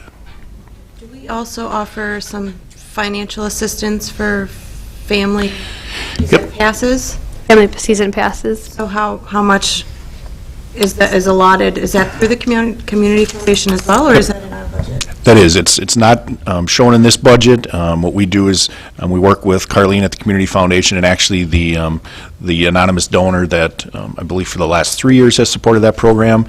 This was the 3rd year, so we've been in contact with the foundation asking for their assistance to locate somebody willing to help participate in that again. And we give out, I believe it's about $11,000 a year in low or passes in need for families. So what we do is we track that and then submit a billing to the Community Foundation, and that comes back into our admissions and fees and charges. So it's about $11,000 worth. And do you find that those families then are spending money at the concessions, and is there a value to that, or just to have people there? You're right. Anybody that we bring into the facility, that's where we make our money, is on the concessions, basically, because the admission cost is covering our maintenance operations and their staffing costs. So anything they spend above and beyond, and we're seeing a pretty good increase in the concessions over the last couple of years. So again, it's new items we're bringing in and just getting people in the door. Any of our facilities, that's really big for us, is concessions. If there's no other questions regarding the pool, the next budget would be the golf course. Stephen Tracer here. The budget is proposed to go up minimally, only $1,100. And the big issue here is typically the capital needs and how those get funded, but the operations itself are holding their own, and I think Mr. Dobish is here to talk about that. I'll kick it off, and then if there's questions or if these guys have anything to add, they can. I think what we've tried to do over the last 2 or 3 years, I think, is have Trace concentrate on what we call young adult passes and our junior passes, and you can see in our significant accomplishments that those numbers are going up. We feel the younger, if we can get kids involved in golf at a younger age, they're more apt to come back when they're in college or adults and continue to patronize the golf course. So credit to these guys to get those young adult passes and junior passes up there. We're looking at an increased number of golf lessons offered, and Trace also offered a second Big Cup tournament. And for people that don't know, Big Cup is a 9-inch hole. 8 or 9, I'm not sure. Yeah. Versus the typical golf hole. But it's a good opportunity, again, if you're not familiar with the golf game or not very good, as Miss Allison Osby is maybe mentioning to somebody, she may be interested in the Big Cup tournament. It gets in the way a few times. But they're here, and I think Trace can answer the question. We can start right away with him, is what are we looking at for fee increases? Annually, we look at the fees, and they do a same study of area golf courses to try to keep us competitive. So I'll turn it over to Trace on that. The fee increases for next year, we took a look at all of them, and the one that is the non-peak time, I call it. Various times during the week, and then the spring and the fall, we raised that $1 for 18 holes, 50 cents for 9. And then cart rentals, every year it gets more expensive for cart rentals with maintenance and gas and whatnot. So those raised $1 for 18 and 50 cents for 9. Those increases should result, based on past history, in about an extra $10,000 in revenue for next year. Season passes, we decided to keep the same, which we have now for a number of years. That's something we'll probably have to look at for next year, though, definitely. How much are your whole sponsorships?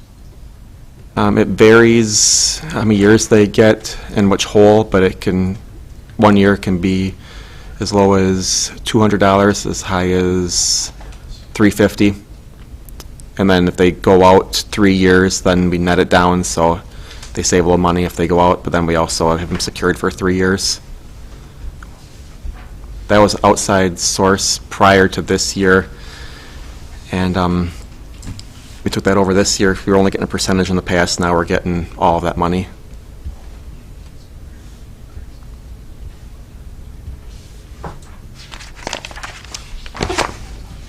I want to give an update to Trace on what your feeling is for this year. I know you'd said Yeah, excellent golf weather, yeah, number of rounds. The estimate on here, which I think is $539,000. You know, we did these estimates back in August, I believe, looking back on it. We've had an exceptional fall. I mean, I think that number is going to come in closer to $550,000. I mean, I've been in business now for 17, 18 years. I can't recall a better weather year than this year for golf. Starting in March 15th, we opened. The spring was good, the summer was good, the fall has continued. I mean, even today we've got 2 groups bringing out 4 foursomes each, you know, so you get those that type of play on October 20th is pretty rare. Last year, October was pretty bad, so that number there is definitely conservative because it continued all through September into October. For example, we've already taken in as much revenue this October than we did all of last October. As we move forward, you know, what I'm trying to do is, and I've challenged these guys, and they know it, when we're talking about some capital outlay types of things, I think as a utility fund, as a proprietary fund, they need to fund as much of that on their own as they can. I think these guys came up with a really creative way to fund their golf carts a few years ago. It's sort of a pay-as-you-go, it's really a lease purchase option, but the lease works very well for the utility aspect of it, and I think that's something we need to take a look at, because obviously, when, not if, when some major capital improvement's going to be needed, the fund isn't going to be able to fund those things. It's just not. So those are things we got to keep in mind. But I have challenged them to find ways for those capital costs that are kind of in the course of operations. I've challenged them to find ways to fund that, because we know that long-term we're going to have to be funding these other things, because the golf course can't rely on operating costs to do that. And I think the fees are competitive with the Very other much so. golf courses in the area. But we do subsidize a golf course, and that's just something that we have to recognize as we move forward. And going along with what Mark just brought up, the cart lease will be coming due in 2 or 3 years. And then we will have that option at that point, to purchase them outright, which might be something we'd have to come to the city to ask for, or we would then go into a new lease at that time for a new fleet for 5 or 6 years. So we have the option of not investing any more in it from the general fund, or just taking our lease costs out of operations. In conjunction with that, this year we combined 2 equipment purchases that we had in the capital request list in the past, but we combined them and leased them on our own. So we took the turf sprayer and the top dresser cart combination off the list of requests that we had going forward, and they're on a 5-year lease, and that will be paid for in full. So there's no further cost to the golf course for that equipment at the end of the term. And they're at least a 10 to 15-year piece of equipment, so we're real confident that the lifespan is going to far exceed the payment schedule. Going forward, when that lease is satisfied, then we'll look at the next pieces of equipment that are most important to us. Now, just as I don't know if this is really a budget item, but I know that Mr. Dobish, you and I have had this discussion many times when I'm out working as an assistant greenskeeper, when I'm playing my rounds, and Trace, maybe you can help on this. How do we better educate our players to take care of the golf course in replacing divots, fixing their ball marks, sanding in their divots on par threes and that type of thing? And I know, Steve, you and I have talked about that sanding in the divots, when we do that, we have to place the sandboxes and then move them.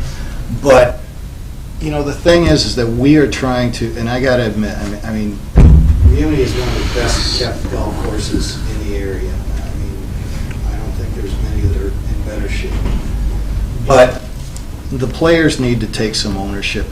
Is there some way that we can put even a small amount of money into the budget for an education program? Especially, you've got these young players coming in.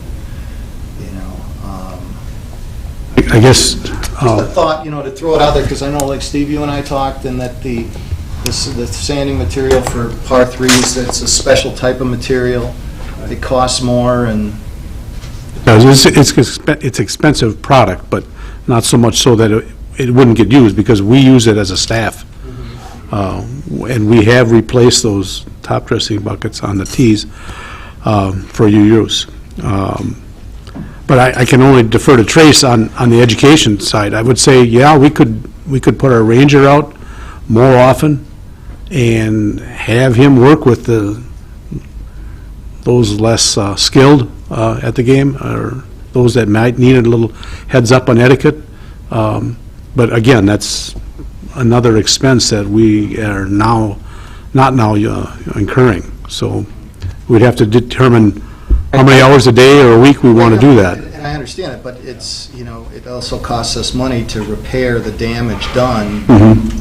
I think it starts with the younger golfers, and we do stress to all these kids and college-age students. Give them any materials when they get, like, the young adult pass on proper etiquette?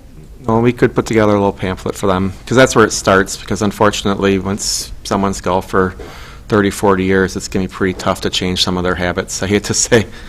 But if we could get the younger golfers, and that's something we can take a look at for next year when they buy season passes, or when we see, I always stress it when I teach, because most of the people I teach, a lot of times are beginners, and I really, that's where you got to get them before they even start. That's why the younger ones are the key. Fix your ball mark and one extra one. Yeah, and every time we've got, an outing of any sort, that's always in the talk I give, to remind them to replace David's ball marks, just like I always say they should every time they play. It's just a little reminder to them. But yeah, that's a good idea next year for the juniors, for the college kids. We could work with the... Even with the adults, we could have a little something we give them when they buy their season passes. And Our staff resource at the senior center would help us design that, so that could be done. If there's no other questions, the next budget would be the senior services budget, and I believe this is the last operating area set. Yes. So we'll transition to enhancements, because the one enhancement that Ray has in his budget is in the senior center, if I'm correct. Right, Ray? Correct. And then you'll notice that the division heads are sticking around, because we're going to incorporate discussion of capital improvements in this discussion as well, and I'm pleased with how we're progressing on time. So senior services budget is proposed to go up about $10,000. Levy is actually a decrease over the current year. So Ray and Mr. Zemer are here to talk about that. Ray and Mark, take it away. You'll see throughout the operating budget and some in the CIP, there's a couple of larger projects that we're looking to start tackling at the senior center for building improvements, some deferred maintenance that I've gone over there. I'm going to let Mark talk more about some of the significant accomplishments, some of the exciting programs that they did this year, and I'm going to we can both talk about some of the improvements and then the enhancement that Mark had mentioned. Thanks, Ray. Good morning, everybody. Number one, we did achieve our 5-year accreditation again this year. It's a significant review done by the State Association, and we accomplished that with flying colors. So I'm thrilled with the work that the staff did to achieve that level once again. One of the highlights that was pointed out in that review is actually noted on the second page with community partners under the second goal. 328 different connections within the community, and that's not just a handshake. That's somebody coming in, doing education, maybe giving us a couple $100 for bingo prizes, just a wide variety of things. But we're significantly connected within the community. A few brand new programs this past year. Senior Connects, I think many of you heard about it. The Oshkosh North students coming in and going one-on-one with older adults, just phenomenal. We had the principal of North in tears at the end of the first semester, just emotional, the connections that kids and seniors were making. And then the stories that came out of that for seniors using that technology, the phone, the tablet, the laptop, in connecting with their families. So we had an international connection that got made with somebody who hadn't spoken with somebody in their family for over 20 years because of that connection. We've done a few coffee houses in the evenings, so we're gradually trying to reach out to that 50-plus crowd, event by event, but after hours and evenings and weekends, tapping in some local musicians, and we've had over 100 people attending those. Stay Smart is a new program that is actually came to us through a veteran, and it's through the Veterans Administration. They gave us permission to adapt it and use it. The results, it's not a straightforward evidence-based program, but it virtually has the components of that with phenomenal success. We're looking to video document that. We're tapping into OCMS and going to be working on that through the end of this year, and hopefully have a short 3 to 5 minute video that you'll all get to see when it's done, but with the actual individuals themselves talking about the gains and the results of the program. We are We've accomplished powerful tools. We're getting into stepping on 2 state-approved evidence-based programs. We've had Deb at a couple of our Committee on Aging meetings, and that group is looking at, the opportunities are endless around senior-friendly communities. And we're just looking at a jumping-off point and trying to make some, to set some goals and make some accomplishments throughout the community in that area. Our first ever murder mystery dinner, I think a couple of you were able to attend that, so thank you. I solved it, by the way. I'm just saying. So nickname Inspector Clouseau down there at the end of the table. Just saying. You know, we're in budget, but, you know, like, hey, I have other talents, so, okay. But for the first ever, you know, too often you jump into a fundraiser and you hope to raise a couple hundred, maybe 1,000. First ever was 5,000 we raised on that one. So that, we're continuing that again. With that, I could go on and on. I'll try to stop. Thank you. I just wanted to say that if you take a look at page 192 and the number of volunteers that the senior center continues to utilize for, whether it's clerical staff, volunteers at events, between the volunteers and the Friends of the Senior Center, the Friends of the Senior Center contributes, are they about 80,000, 70 to 80,000 annually towards the operation of the senior center? So without those volunteers in the Friends group, we'd be coming here looking for a significant increase in the levy. What we are asking for, if you take a look at that enhancement sheet, are 2 positions that we feel. This is on page 11 that Ray's referring to. I'm sorry, yeah, I didn't see the I asked you to go back, yeah, I wanted to make sure that, I wasn't going to let him forget about it, Ray. This is what the enhancement sheet looks like, if you're looking for it. It's got a list of positions and other enhancements that various departments are looking for.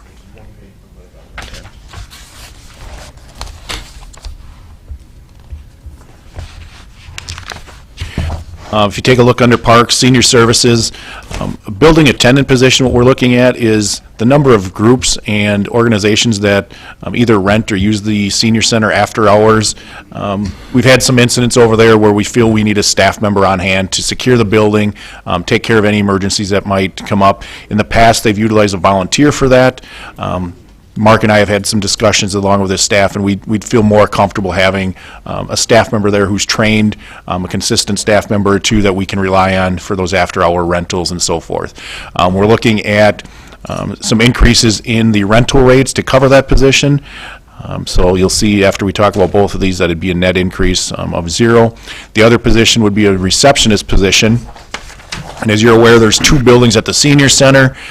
We do our best to utilize volunteers to staff those receptionist positions. Mark can talk about the number of hours that we are trying to staff with volunteers. We do currently have 2 paid receptionists at 20 hours each. So we're covering it right now, 40 hours out of 85 hours in the 2 buildings with paid staff. So we were relying on 45 hours basically of volunteers. What we're finding is that that position is a little too consuming for some of the volunteers with the number of questions that come in, some of the things that we're asking for those people to do, and also with the new software system that we are utilizing over there to track people coming in for a pool or a program attendance, that we feel we have to look at adding a receptionist. Mark and his staff took a look at this, and we feel, again, we can try to do some additional fundraising to help offset that cost. We'd still utilize volunteers to help with receptionists, but instead of 45 hours, we'd be down to 25. About 25 hours where we'd still utilize volunteers there, but we feel that position really needs a staff person to deal with people coming in. Even covering those 25, we have our secretary position coming out there for 1 or 2 or 3 shifts currently to assist with some of our newer receptionists and whenever we have a gap. We had a recent retiree, I think from a city department, came over and volunteered at the front desk, and she said, "This is too much like a job. This is so overwhelming. There's so much to learn and to go on," and Ray's represented it well. So it's a challenge. It's a positive challenge because we're so busy and so active that it's really a tough volunteer role. When was the last time the main building had any interior design work done. I mean, it's been a while, hasn't it? New carpeting. What's that? New carpeting. No, we South did, building you're talking, I'm assuming? Yeah, the main main, one, the like south where we have building, our yep. meetings. just a couple of years ago, we pulled up all the carpeting in the main hallway and put Yep. down that new wooden floor, and then we now are down to about just a couple of rooms left that are getting repainted, and in the CIP, actually under the, Or John Urban's John budget, Urban's facilities budget, yeah. maintenance. Thank you. The balance of the flooring is scheduled to be replaced next year. So, And also in the CIP, we're looking at painting of the south building. So an exterior remodeling, we are looking at options for purchasing some new signage, both inside the facility where you come in, but also the exterior signage as well. That's, I don't believe, in our current budget, but we're looking to do some fundraising or get some in-kind donations for some of that as well. kitchen floor was just done last week, so I think we've been pretty aggressive at some Well, of I think that. some of the things that you and I talked about, and I know Mayor Cummings and I have talked about, is, how do we market the senior facilities, being that we're trying to appeal to that age group that's like 50, 55. Because as we've talked about, I have an 85-year-old mother, and if you asked her, she's not a senior citizen. And, the way the generations are developing and our population is growing, nobody wants to be referred to as a senior. And I know a while ago, there was talk about changing the name of the facility, and I know that kind of created a bit of a pot-stirring event. But I think it might be something in which, the mayor and I have talked about that maybe we need to start to take a look at that again, as well as, the inside of the building too. Do you want it to appeal more to something that is closer to a nursing home, or do you want something that's closer to maybe something that's more, energy and activity, appealing, I guess? To speak to, excuse me, we just received two $1,000 grants for some upgrading. We are now completely wireless in each building. We currently just serve regular and decaf, so we're looking at expanding our coffee options. And, To what, Irish? well, yeah, whether it's a Keurig machine or whatever, not to name drop unless they want to sponsor us, but really to create that cyber cafe atmosphere that the younger, retiring generations, 50 to 60, 65, are used to and comfortable with. We are looking at, I'll name drop, Bob Cornell, when we did a tour of some of the local senior centers, sat down in one of the higher chairs in a cafe area. And he said, these are wonderful when you've had a hip replacement. So I think our percentage of the population that have had hip replacements is a little higher than most divisions. Oh, or even some of those sitting next to me. But Ray doesn't fit into the age limit. Not yet, no, he's still not a card carrying member. No. So we're looking at some upgrades in terms of that campus-friendly, that look, that feel, and we are working with the same person who helped us with the flooring selections and the color options. We're bringing her back in now for some, what do we hang on the walls? What do we do in that other part of making it feel more comfortable? And it comes back to also naming and things like that, the rebranding. I think I'll reinforce that naming thing. I was at a conference about a year ago with the Evergreen Manor called Leading Age, and it came out very loud and clear, my generation, which is next customer for a place like Evergreen, we do not like the word senior. We don't think we're seniors. We avoid things that refer to us as seniors. So I think it's something that has to be looked at very, very carefully. We think and act very differently than our parents did. We're a generation that, did not go through depression, did not go through a war, civil war. So I think that's something we have to take very seriously, is the rebranding in the name of the senior center. And we'll wait for the emails to start coming in. Yes. I prefer the term experienced in life. Experienced in life, making all that. If there are no other questions, one of the things at the break, what I'll do is hand out the form that Trina has prepared in terms of the impact, any changes in the budget.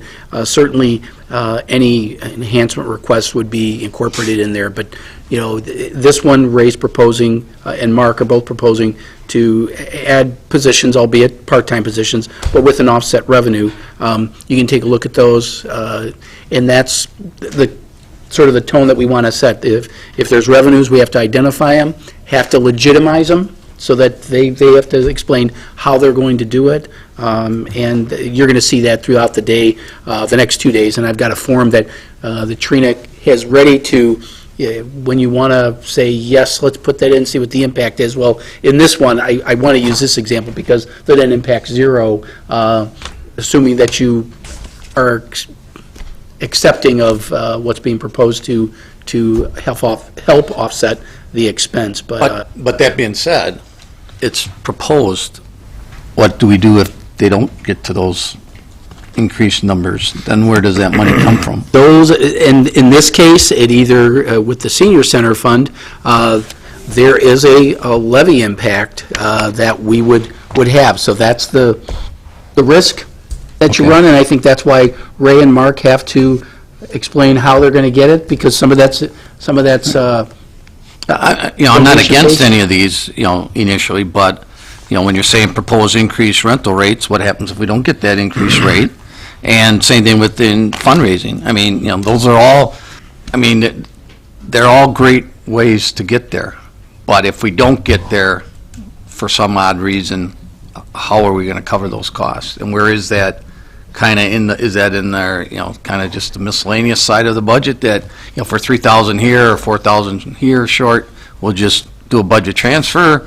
I just think those are things that we have to think about, that as good as the ideas are to cover the cost, if we don't get the costs covered, where is the money going to come from? And it's not a lot, maybe, in most cases. I would think in this case, they would be able to cover that, but maybe in one of the other ones, it might not get there. So I'm just throwing that out there, that there is that possibility that the proposed way to cover those costs isn't guaranteed. Well, it would be incumbent upon us to make sure that we keep track of that throughout the year. And Yes. if revenues aren't there, it's positions can always be eliminated. Correct. Expenses reduced. Expenses can be reduced. Right. I'm just bringing that up at this point. We probably should have some sort of a backup plan that. Yeah, that's kind of where I was kind of going with it. That's some type of backup plan. And we do get very good reports out of Trina's office. I'm not saying we don't, but, just so that, as Tom said and the mayor said, that, we have those backup plans in place and make adjustments if needed. It's good old-fashioned accountability that Yes, they're talking all about. it is. Yep. Mark, just a couple of things while you're here. I know you had a recent success story with one of your trips is now fully handicapped accessible. Is that the right way to phrase it? Well, we're moving in that direction, but we did have, through our tours group, which is part of our Friends 501c3, they did have their very first tour with a coach bus that was fully accessible with a lift, so that somebody in a scooter, motorized scooter, was able to go along. Which now kind of opens up the doors for a few more people to tag along on these trips. And I was just wondering if you had any updates on the Granny Smith? I know that was just... Yeah, successful again, yeah. Exact details, I don't have a sheet in front of me, but we were successful in some local sponsors. Yeah. Pansky was once again the sponsor of the shirts, so that has always been appreciated because that's a huge expense. But then other, Provident Financial, I believe, was the bank that was there. They had a whole team of close to 100 people that were all walkers and runners, and Have you done the team aspect before? that was brand new. So would you pursue that? Absolutely. The initial indication is that they'll be back next year, and we hope to add a couple others. We will have that information for your newsletter. I know Laura sent it over to me, Okay. so either this week or next week, I'll get it out in the newsletter for you on the Granny Smith. The senior-friendly community efforts, could you go into a little more detail about what some of those are? The opportunities, it's a national model, and within the state, our own Chris Kneep, who is a family, I think I got her title right, family living educator with UW Extension, with the county, she and somebody out of Madison are kind of the state coordinators of the effort here in Wisconsin. So they've done one training with us. It was actually a community group, a half-day event.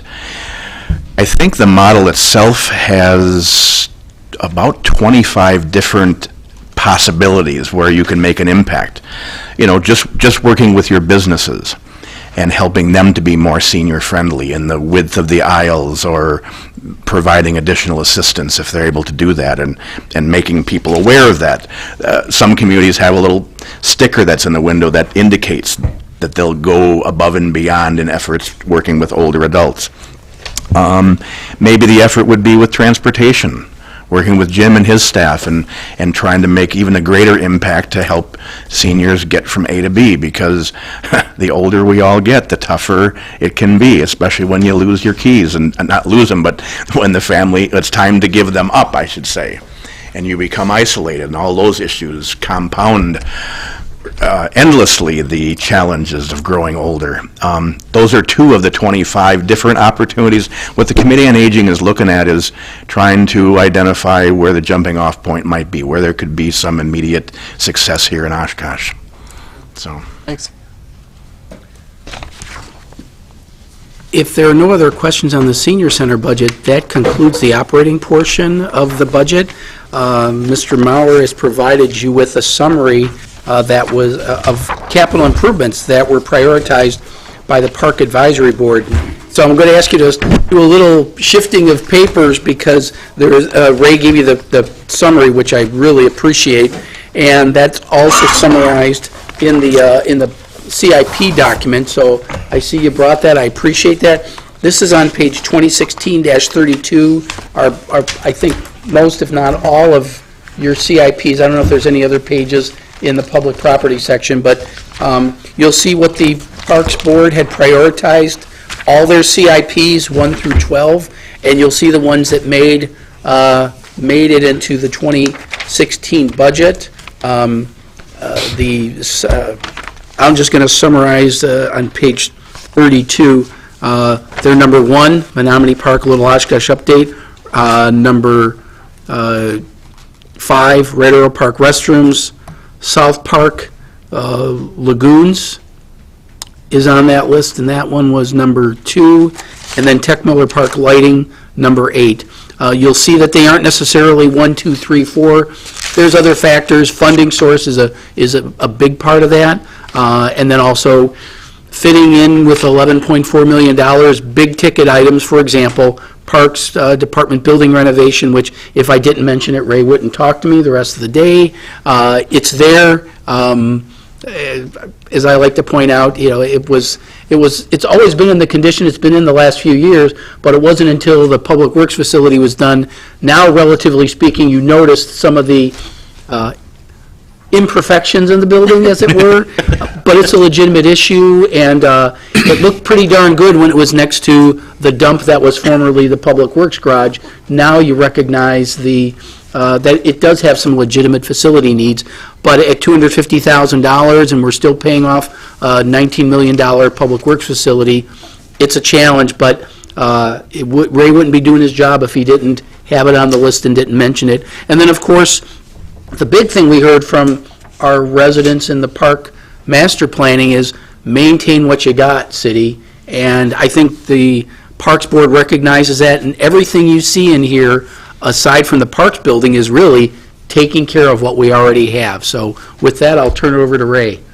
Yeah, and that's exactly where I was going to start, Mark, was we take a look at our comprehensive outdoor recreation plan every year, as well as our individual park plans that we've now done for Menominee Park, South Park, and Rainbow Park.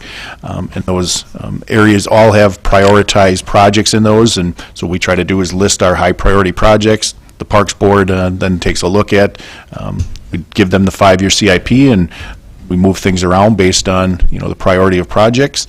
I think the Parks Board is appreciative of the projects that we've gotten done recently. I think they've gotten used to some good times, some of the larger projects that we were able to do, but I encourage them to make sure that they stay involved and continue to help do some of the fundraising and get the word out on some of these projects. I think the one that I wanted to highlight, if there's questions on anything as far as park improvements, Menominee Park, Little Oshkosh update, I know is going to be a subject that I think the community is going to want to be involved with. We understand that. The project was constructed in 1997. When we take a look at our standard playgrounds, we replace those every 15 to 20 years just based on safety standards changing, available parts. In Little Oshkosh's case, this project was made out of wood back in the 90s. It was a Leathers project, a community build project, and that was some of the material at that time that was being used. Shortly thereafter, they switched to a composite Trex-type material, I'll say. And so nowadays, they're using the Trex-type material where a lot less maintenance. As far as surfacing, there's the poured-in-place rubber surfacing, again, a lot less replacing the wood fibers. We recently had a firm come in and do a safety audit and assessment of Little Oshkosh. They gave us the opinion that we need to start planning to replace this. We hear that from parents, from our police department, just from lines of vision and certain things that go on in the playground that we don't like to see. When we take a look at a renovation of Little Oshkosh, the sight lines will be better for us. We're looking at incorporating video cameras, so if there is vandalism or other things going on, that we can try to address those. So what we're looking to do is, it's not going to be another community build, but we have been in discussions with Southwest Rotary. They have been contacting other Rotaries and the Kiwanis and other community groups. The foundation is already on board. What we'd be looking to do is what we're calling is a renovation of Little Oshkosh. We would work with the community to say, what do you currently like about Little Oshkosh? What can we try to replicate with the new products? And what are some of the new things that we can add or enhance at Little Oshkosh? So we're asking the city to contribute $100,000 towards this project. And then we are challenging the foundation, the community, and Southwest Rotary to help us spearhead a fundraising effort of anywhere from $300,000 to $400,000. We are looking at probably a project of about $450,000 to $500,000.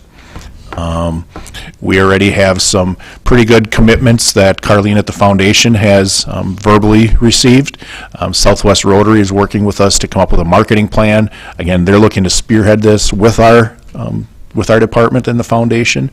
And I think when the project is said and done, it's going to be a nice enhancement for another 25 to 30 years, hopefully, based on the materials. So, Just a question, is this going to be one where we park the money until the fundraising side matches? Because, we did that with the inclusive park and that. yes, I've already informed both the foundation and Southwest Rotary that that would be the council's direction, and that's what we would say is until we reach probably that $400,000 range for the entire project, that we would not begin. Okay. They are very optimistic that they can reach that goal fairly quickly. Again, Carlene has been on board. She has gotten a lot of good feedback already. So our goal is we're looking to kick this fundraiser off very shortly here after we get through this process. And then we would get through one more summer of operation of Little Oshkosh. At the end of next year, we would look to demolish Little Oshkosh, saving some portions that we feel are renovatable, and then working to have a construction late next fall into the spring. So hopefully by 2017 summer, we would have a new renovated Little Oshkosh. So. Hey, Ray, in regards to the renovations for your building, one of the questions that I had is with your department taking over so many different things than even when I started 4.5 years ago, where you guys are located, is that still logistically the ideal spot for parks, or would having some other place within the city? I think we had that discussion when the central garage was being designed and reconstruction plans being drawn up. We had talked about, does parks move into that building to expand enough for parks? I think location-wise, same reason that streets and central garage decided that was a good location. I think it's good for us. I think it's good for us because of the interdepartmental cooperation that we have going on. I would see us in the future, obviously having office space for Jenny at our facility instead of at Menominee Park, office space for the new special events coordinator. Potentially, as we look at more interdivision use of staff, maybe having our cemetery staff at that site and then dispersing and going from there. And Chad has done that with some of his Menominee Park staff, so that if we have certain projects going on, that we can utilize staff differently a little bit. But as far as the location of the building, I think for us, it's good. I think it's good just based on now having the commitment of the central garage. If we have equipment that we have to take over there or share or get maintained, it's convenient. And can legitimately, is that building from, like, the property that we own as well as the building itself? I mean, ideally, can it house everybody there? We do I actually, mean, I've only really been in- Deceivingly, we have a lot more space than you. Yeah, because I've only been in that front kind of part area, and we do have, this 250 that we are looking at, I think it's been slotted in now, I'd have to look in 2017 is earmarked. I'm just going to take. I'm looking to Trina, because I can't remember where we think we put it- landed. But at the same time, that follow-up offer question, do you anticipate having the city looking at purchasing any future property adjacent? I know several years ago, we bought, I think there was a property that came available to the south. If there was other property that came up for sale, or potentially, would that be something that you would think you would need more space? That's what I'm looking for, Steve, is Okay. the $250,000 that's stated here, that's actually for acquisition of property to the south of us, which would then allow us to expand our staff parking and then add on, or add a new building to our existing site. We actually did work with, is it Cooney, Mark? I'm drawing a blank. Yeah, it was Cooney. Cooney, way back when they were talking about different designs. We did actually have them do just a brief preliminary drawing for us on our existing site, adding potentially to the south, and we do have office space and all that, the other things incorporated. We would have an expanded mechanics area as well for some of our, so we did look at that, a little woodworking area. So we have an initial floor plan that was very conceptual at the time. So I think it's, again, location-wise, I'm sorry, Kyle, what did you find? In our proposed capital improvement got pushed to 2018 with follow-up for Phase 2 further out into 19 and Okay. 20. in order to get the building exactly how we would want it, I mean, what are we looking at total cost, approximately? It's way too early to go that route. Okay. I think if you were to talk to an architect and you could give an architect a square footage number, they could easily translate it into an actual amount. I don't know if we've ever gotten to the point of doing the square foot calculation, Ray. We did, and that's where I came up with the Okay. budget numbers, but that was 3 years ago, so those numbers may change slightly already. So we'd have to go back and revisit I just that. didn't want to spend $250,000 and find out 2-3 years from now that we need a different location, a different building. So I mean, if we're committed to staying there and then, you know, taking that building and basically adapting it to what the needs are, you know, based on, like I said, because it seems like, you know, every other day, it seems like something that the county or the state was taking care of somehow is falling on our lap, so. But I do agree with Ray that I like the idea of all our facilities kind of centrally located, you know, even across the street with the transportation and wastewater treatment and all that. I think it's good for our citizens to kind of have a general idea that all of those infrastructures are kind of in one general area. It makes it a little easier for them to, if they have to go to those locations, that, you know what, it's off of Whitzel and right in that general area, and we'll be able to find it. Might not find staff there because they're all over the place, but. Is the plan to have it compatible architecturally with the central garage? Again, we haven't gotten that far, but I'm guessing we'd want to try to do something that's compatible with the central garage, with the new Verve credit union across the street. Any of the new buildings over there, we'd want to obviously complement what they've done. I'm sure the Plan Commission would feel the same way. Probably. Again, that's, as Mr. Clark mentioned, that's 2018. I love the enthusiasm, and I'm sure Ray appreciates it, but obviously, because of our 11.4 cap, it's, you know, I'm not guaranteeing that in 3 years you're going to see it in the 2018 CIP, but, you know, we got to keep it on the front burner. We Well, got to let people. That make just sure follows they're up aware with of it. our strategic plan, which talks about taking care of our city-owned facilities, and, you know, maybe there is a time when we just say, you know what, parks, it's time for theirs, and someone else has to go down the list a little farther that maybe got some improvements or got some HVAC stuff or whatever it might be, depending on. But I do believe, and the surveys have come out, citizen surveys saying how important the parks are, and obviously the usage of our facilities are going up, so maybe prioritize-wise, that ends up getting bumped, which you've done in the CIP and other projects, in street projects, so I'm just saying, you know, we can't keep kicking that can down the road. It's kind of like the central garage.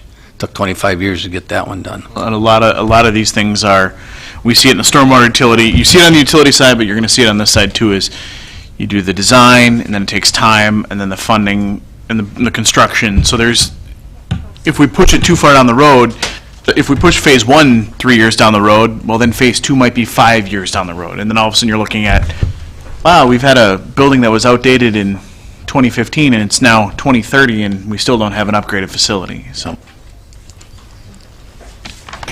Any specific questions on projects for 2016 at all? Otherwise, I don't know if you want to... He's ready to skedaddle. It's important, I like the fact that Ray gave you the whole list, because if you want to ask, you know, if the simple question is why isn't it in the 2016 CIP, that's more a Trina and my question.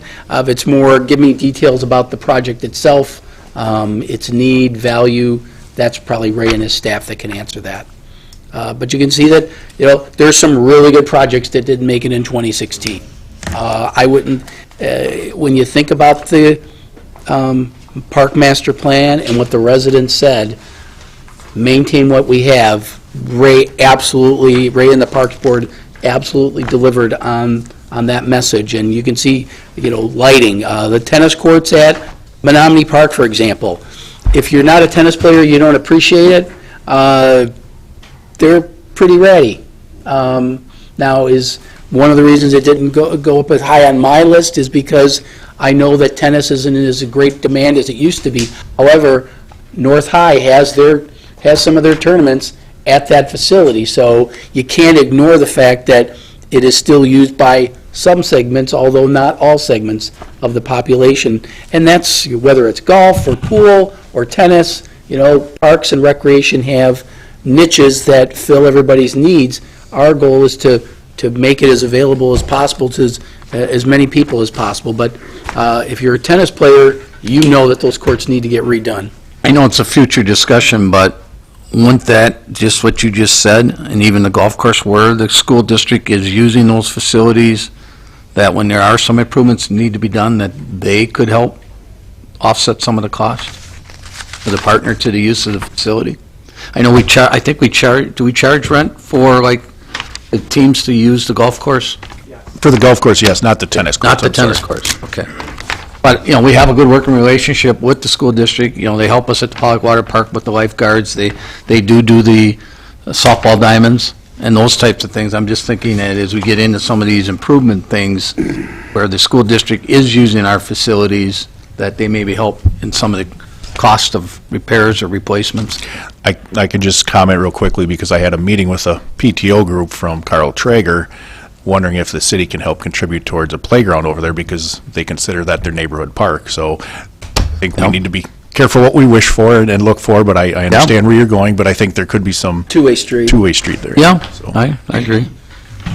The other thing is too, Ray, or really for any area that this would be, but could possibly be applied to is, you know, Lourdes does require their high school students to have 90 hours of volunteerism in order to graduate.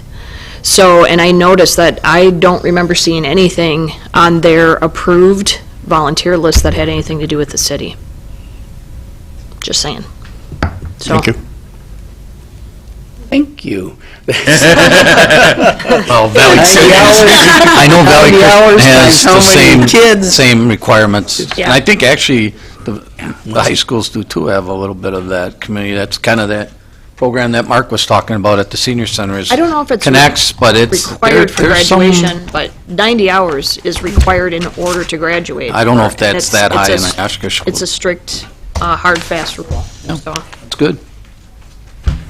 I think that's all Ray has, and even though it looks like we're behind, we're really behind because of my intro, not because of Ray. We'd be on time. We'd be on time, and I know that Jim and his staff are here, but Mr. Mayor, take time to take a break. 5 minutes? Oh, 10:30, it's 10:22, want to say 10:30? Yeah. 8-minute break. Thank you, Ray, thank you, everybody.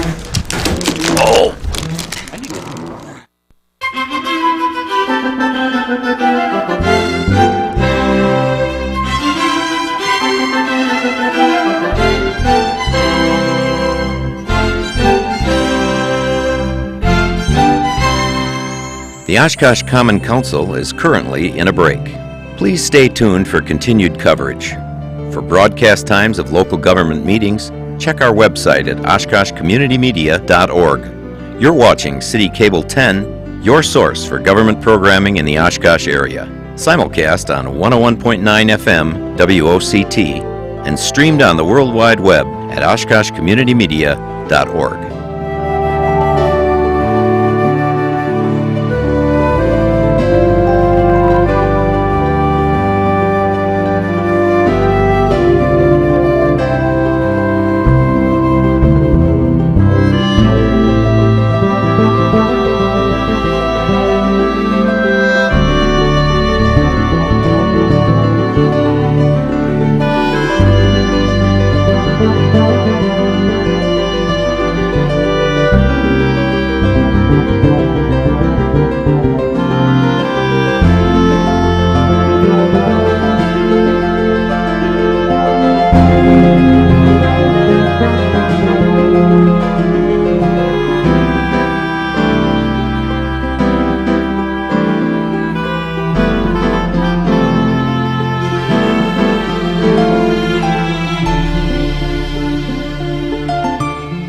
The Oshkosh Common Council is currently in a break.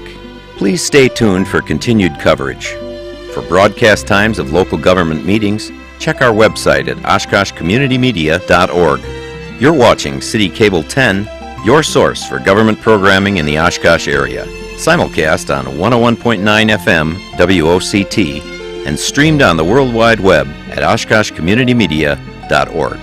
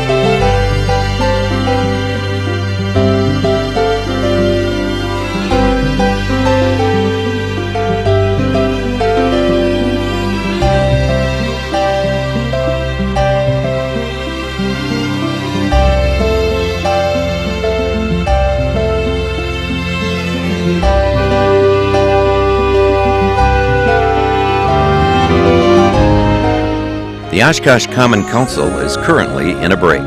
Please stay tuned for continued coverage.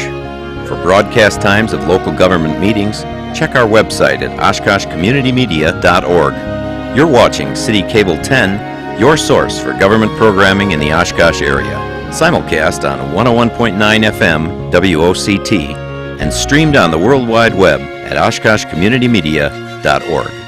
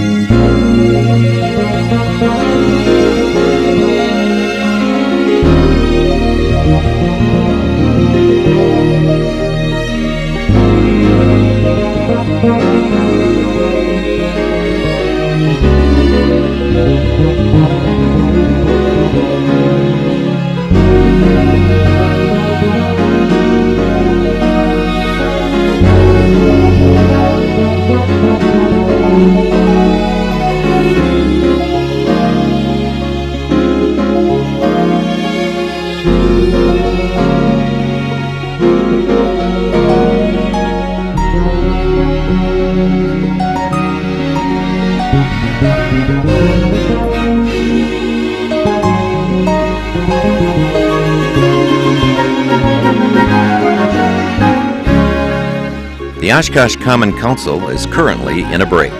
Please stay tuned for continued coverage.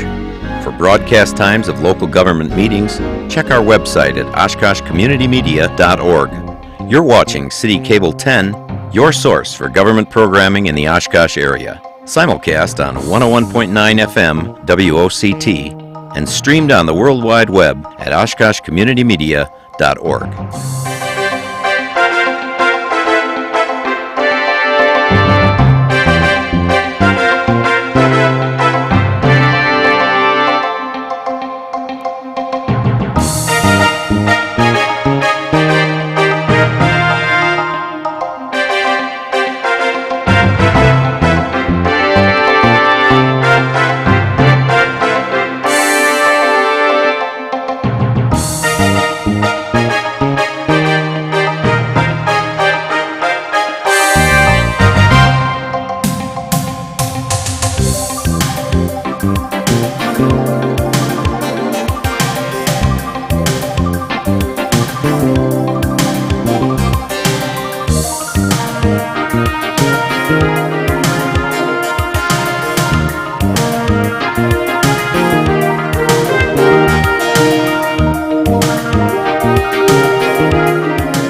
The Oshkosh Common Council is currently in a break.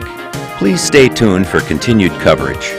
For broadcast times of local government meetings, check our website at oshkoshcommunitymedia.org. You're watching City Cable 10, your source for government programming in the Oshkosh area. Simulcast on 101.9 FM WOCT and streamed on the World Wide Web at oshkoshcommunitymedia.org.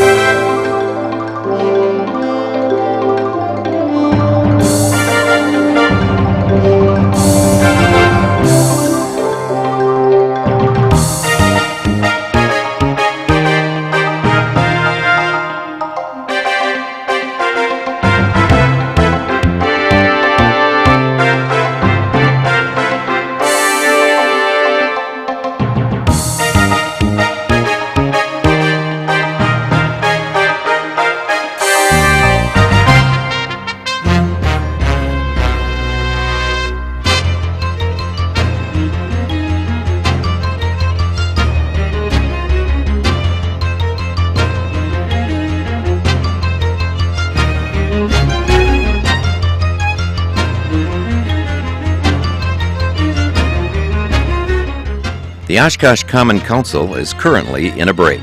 Please stay tuned for continued coverage. For broadcast times of local government meetings, check our website at oshkoshcommunitymedia.org.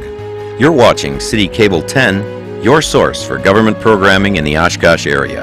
Simulcast on 101.9 FM WOCT and streamed on the World Wide Web at oshkoshcommunitymedia.org.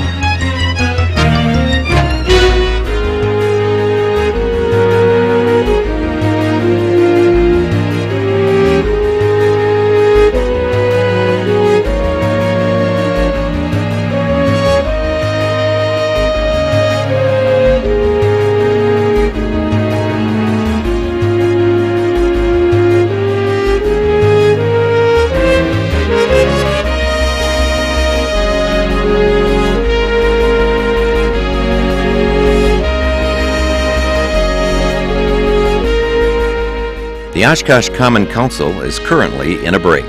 Please stay tuned for continued coverage.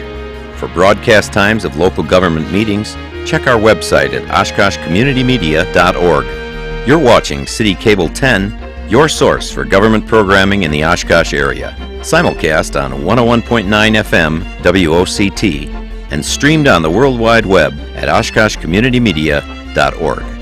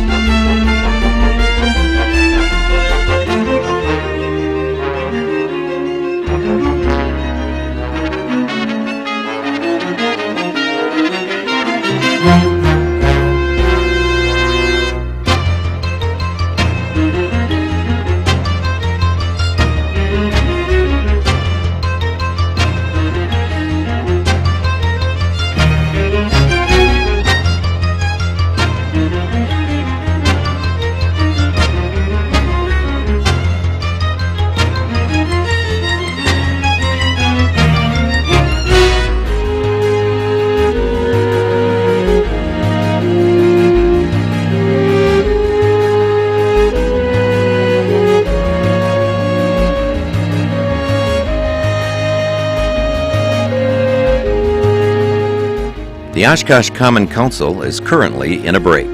Please stay tuned for continued coverage. For broadcast times of local government meetings, check our website at oshkoshcommunitymedia.org. You're watching City Cable 10, your source for government programming in the Oshkosh area.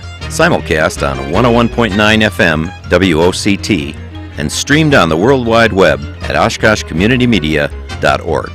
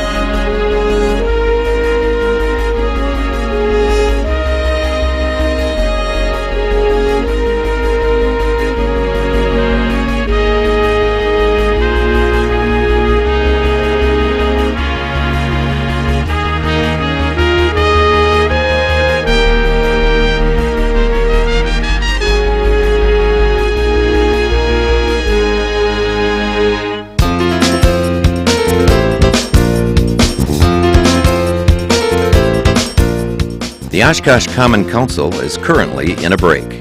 Please stay tuned for continued coverage. For broadcast times of local government meetings, check our website at OshkoshCommunityMedia.org. You're watching City Cable 10, your source for government programming in the Oshkosh. Department is transport. The next budget is transportation. And Mr. Collins and Mr. Koosman are here to talk about that. The first budget is the electric budget. The proposed increase is about $6,000 or about 3%. This budget essentially takes care of city-owned electric and telecommunications facilities. So I'll let Jim and Scooter take it away. This is a pretty straightforward budget. Yeah, I can just give you the highlights, and then Scooter's here as well if you have any questions. But like Mark said, the electric division is responsible for the traffic signals, electric maintenance of city-owned facilities, the external plant of the city's fiber network, and providing locates for city-owned electric facilities. This budget doesn't have any major changes from 2015. Really, the changes are mostly labor and the increase in labor costs. But some of the things they've done this year, I just wanted to point out. They're pretty active in helping complete the move and the renovations here at City Hall. We relocated the Hawk pedestrian signal on High Avenue, completed the installation of streetlights in the Riverside parking lot. We're continuing to work on LED signal head upgrades. They did quite a bit of work on the Public Works garage and relocated some of the fiber with the street reconstruction. Some of the newer things that they're working on are the RFBs, which are the rectangular rapidly flashing beacons that we installed some this past year at 9th in Minnesota and South Park in Delaware, and they're working on installing them at Summit and Congress for the crossing for the bike and pedestrians for the Wyowash Trail. Some other things we're working on is upgrading to LED the lights in the hotel parking ramp and stairwell, and they do quite a bit of work for the Parks Department, as Ray and his staff mentioned earlier. They're pretty active with all those park restroom facilities as well as some of the other parks projects, including the Washington Triangle. And the last thing I want to mention is they also just recently completed some of the actuation at the Murdoch and Wisconsin intersection in conjunction with the road diet in that area. So those are the highlights. I can answer any questions. Question I might have of you, Dan. Ray brought it up that we're having some vandalism issues with the bollards and stuff on the trail.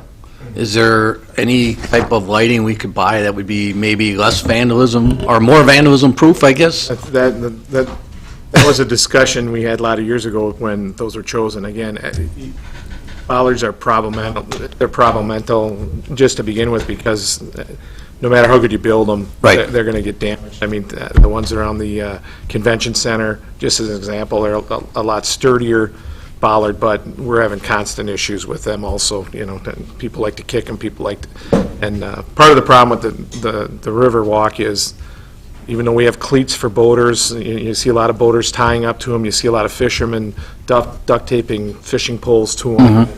How we stop it, I don't know. We keep going out there and having to replace them, and luckily, they're an expensive item for what they are.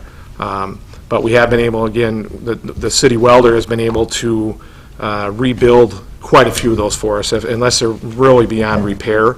But, so for a fraction of the cost of buying a new one as a replacement, the city welder's been able to reconstruct them, so it keeps that replacement cost down. Do we have a cost of how much roughly it's over the calendar year that it's cost us? I mean, would it make sense to almost put like a guard over the top of it that bolted down that would still allow the light out but protect the bollard? I think the problem is then it takes away from the theme look of the Riverwalk. Right. So the whole Riverwalk is starting to come together, and if we start to try and change the way it looks now in different sections, then it kind of loses its whole appeal. Are there fees or fines implemented when you find people are duct taping fishing poles to them? I mean, that gets Catching into... them how they shouldn't be? Gets into an enforcement issue. Again, it gets more into the law enforcement issue of it.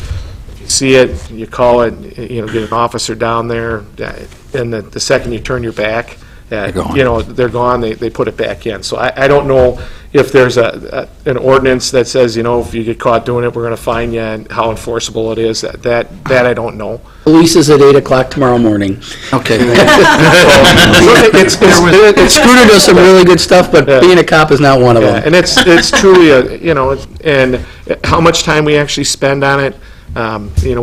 We track. The guys fill out a logbook every day of what they do, but if we're working on the Riverwalk lights, they just write Riverwalk light down. They don't, Riverwalk, we don't put down, we fixed 4 bollards this day and 1, we track it that way just as we know how much time they're spending on the Riverwalk versus, if they're out in the parks or if they're over at the street department, or if they're working on, I think if you ever look at some of the reports that we send, that we have a lot of things we had under our own maintenance of our own equipment, and then we have a traffic signal and flashing stop and cautions, which would be like what the RRFBs fall into. So that's kind of how we track their time. So just so we can kind of go back, and then other reasons, if they're working on traffic signals at a certain corner, they'll write that down just so we can track that back in case we have an issue. 6 months from now, I can go back and say, someone says, well, on April 4th, there was a problem there. I can go back and say, okay, so-and-so was at that corner on that day. Other than that, we don't really track how much time it actually takes us to keep the bollards or other park lighting, that kind of stuff, so. Do we have any other area of the city with vandalism problems? We always have, the under-bridge walks are always being graffitied up, and it kind of goes in streaks. There's a lot of times we don't see any vandalism, and then all of a sudden we get, graffiti on traffic signal cabinets, and it seems to be a rash that it all happens. But other than the normal vandalism that takes place, kids in the parks, that kind of stuff, nothing that really stands out. Okay, good. I think it's interesting, the term normal vandalism. Yeah. Well, and again, you know what I mean? It doesn't matter what we do, it shows up. That's going to happen. Yeah, we try to, there's things we can do. There's I'm just going to use signal cabs as an example. We get special coatings on them when we buy them that are anti-graffiti, but the price, and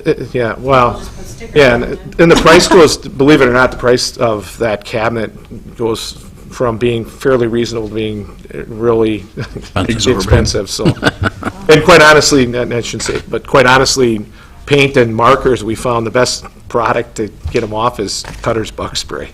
Not I'm endorsing, but it's amazing that bug spray, little bug spray. I don't want to know how you figured that out. Well, we tried a lot of different products, and one day one of the guys just out of the blue grabbed a can of it because we were out of the other stuff in his truck, and he sprayed it on there. And we keep it because if you're in the parks and stuff, your mosquitoes are ungodly sometimes. So we put it on there. He's like, "You won't believe that." Just anyways.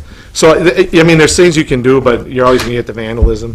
and break it, you know. Revenue source. Thinking patent Yeah. over here. Celebrity endorsement. But then, you know, with all the outdoor, all the outdoor facilities. Relabel it. You know, you're gonna get kids throwing rocks at the lenses on the lights and smashing them, you know. And again, there's a lot of places that we could use some video surveillance, but again, sometimes enforcing the video surveillance is also not easy either, so. I would say Scooter's staff has remained unchanged for many, many years. And we know with technology, electric is more and more every day. And all these accomplishments that Jim cited earlier, Scooter was shorthanded this year because he had one person who was on modified duty, another one was on family medical leave. So he did it, and Scooter's got the nice Probably golf saw me out certificate. with my tools on this summer. Scooter was I'm behind in everything else, but. a working super. He's a working supervisor. He was a working supervisor. They got a lot of stuff done this year, and those are the guys that are out when somebody hits a traffic signal in the middle of the night. They're very responsive, and their inventory continues to grow. And just with the way technology is, it'll continue to grow. So I wanted to point that out because they're kind of unsung heroes when you look at everything that's going on. They support virtually every department of the city. Special The events. only departments we don't, I shouldn't say we don't, sometimes we do work with, but wastewater and water filtration actually have on staff electricians that specialize in their equipment there. But otherwise, everything else throughout the city, we're pretty much the, I have if you don't know, I normally have a 4-person crew, and myself would be the 5th. So we, 4 guys to take care of all the traffic signals and street lighting and all the city-owned buildings and projects that go on. We're doing a chess game a lot of days. We do a lot of Band-Aid work that we have to come back to, but it's a shell game a lot of days just to keep ahead. So. Well, and I'm looking at some of the overages in our 2015 were on a lot of supplies and some minor equipment. Are we supplying you with the funds that you need to be able to address some of these? Because our minor equipment one here is a significant overage, and I'm guessing that's a one-time, we had to buy it type thing, but... And again, I'll tie it, I know there's a note in here, just to bring it into the street lighting budget, which is separate, we'll talk about my crew also is the labor for the street lighting budget, so the street lighting, it really doesn't show any labor or vehicle usage or that kind of stuff, so that's all done, that, the labor and vehicle stuff come out of the electric budget, so it becomes a struggle every year because the cost of everything we do, everything we buy, it goes up and up. I mean, the price of copper, the price of poles, the price of traffic signals. And again, some of the newer technologies, because the older technologies in the signal world are starting to fade to the side, so some of the newer technology for signals are very expensive. So it does become a struggle and a juggle sometimes to, where we're going to pay for this or pay for that. And this year, again, we had an unexpected vehicle repair we had to do on one of our bucket trucks, which, it's a specialty piece of equipment that needs to be done. So, I mean, we had an unexpected, I think, $35,000 or $4,000 repair we had to do to that. So those are things that they're always hard to plan for, but when they happen, somehow we have to juggle it and make it work, so. Yeah, and you'll see when we get into the CIP budget, that's where actually a lot of, basically all we really have left in the operating budget is labor and some miscellaneous supplies types of things, and a lot of the actual infrastructure is now, and it has been for a few years, but anyway, it's in the CIP, more of the pole, traffic signal equipment and the poles and that type of thing. So the budget's tight, and we try to keep it tight, so to answer your question, but the reason we can keep this a little bit tighter, some of that stuff is in the capital budget, the major equipment. Is special event, like the addition of more and more special events, does that impact you and the guys as well? Special events, I'll use the 2 big ones, Sawdust Days and Festival of Lights or Celebration of Lights. They actually contract with a contractor. We kind of forced that issue years ago. When I first started with the city, quite a few years ago, we used we used to work a lot of these festivals, they needed power out in the park, so we would spend all kinds of time getting the power in the park, and then you'd have a guy staff there for the whole, So Dennis McHugh years ago got us out of that model, and so now what we do is if a big event's coming in, that's going to be yearly, then, we require them to use a contractor. I know the first few years of Celebration of Lights, they had volunteer guys, and we'd find in the spring, wires that they left energized. So that's when we kind of push the issue that those events need to hire a contractor, and most of the time they use the same contractor, which is good for me because we've got a good working relationship with it, and they use the same guy every year. So, if he's got a problem, he just calls me and says, hey, I'm tying into this or tying into that, because we still need to know all that stuff. But for the most part, we try to wash our hands of a lot of them. The smaller ones, like I'll just use the chili cook-off this weekend coming up. Now that one we have we have a couple of temporary panels that will go out that are pre-wired, that all we do is go in, wire them in, and turn them on, and then give the organizer the key so they can get into those panels. So the small ones we will go out and throw them in, but we do back charge them for like the electrical use.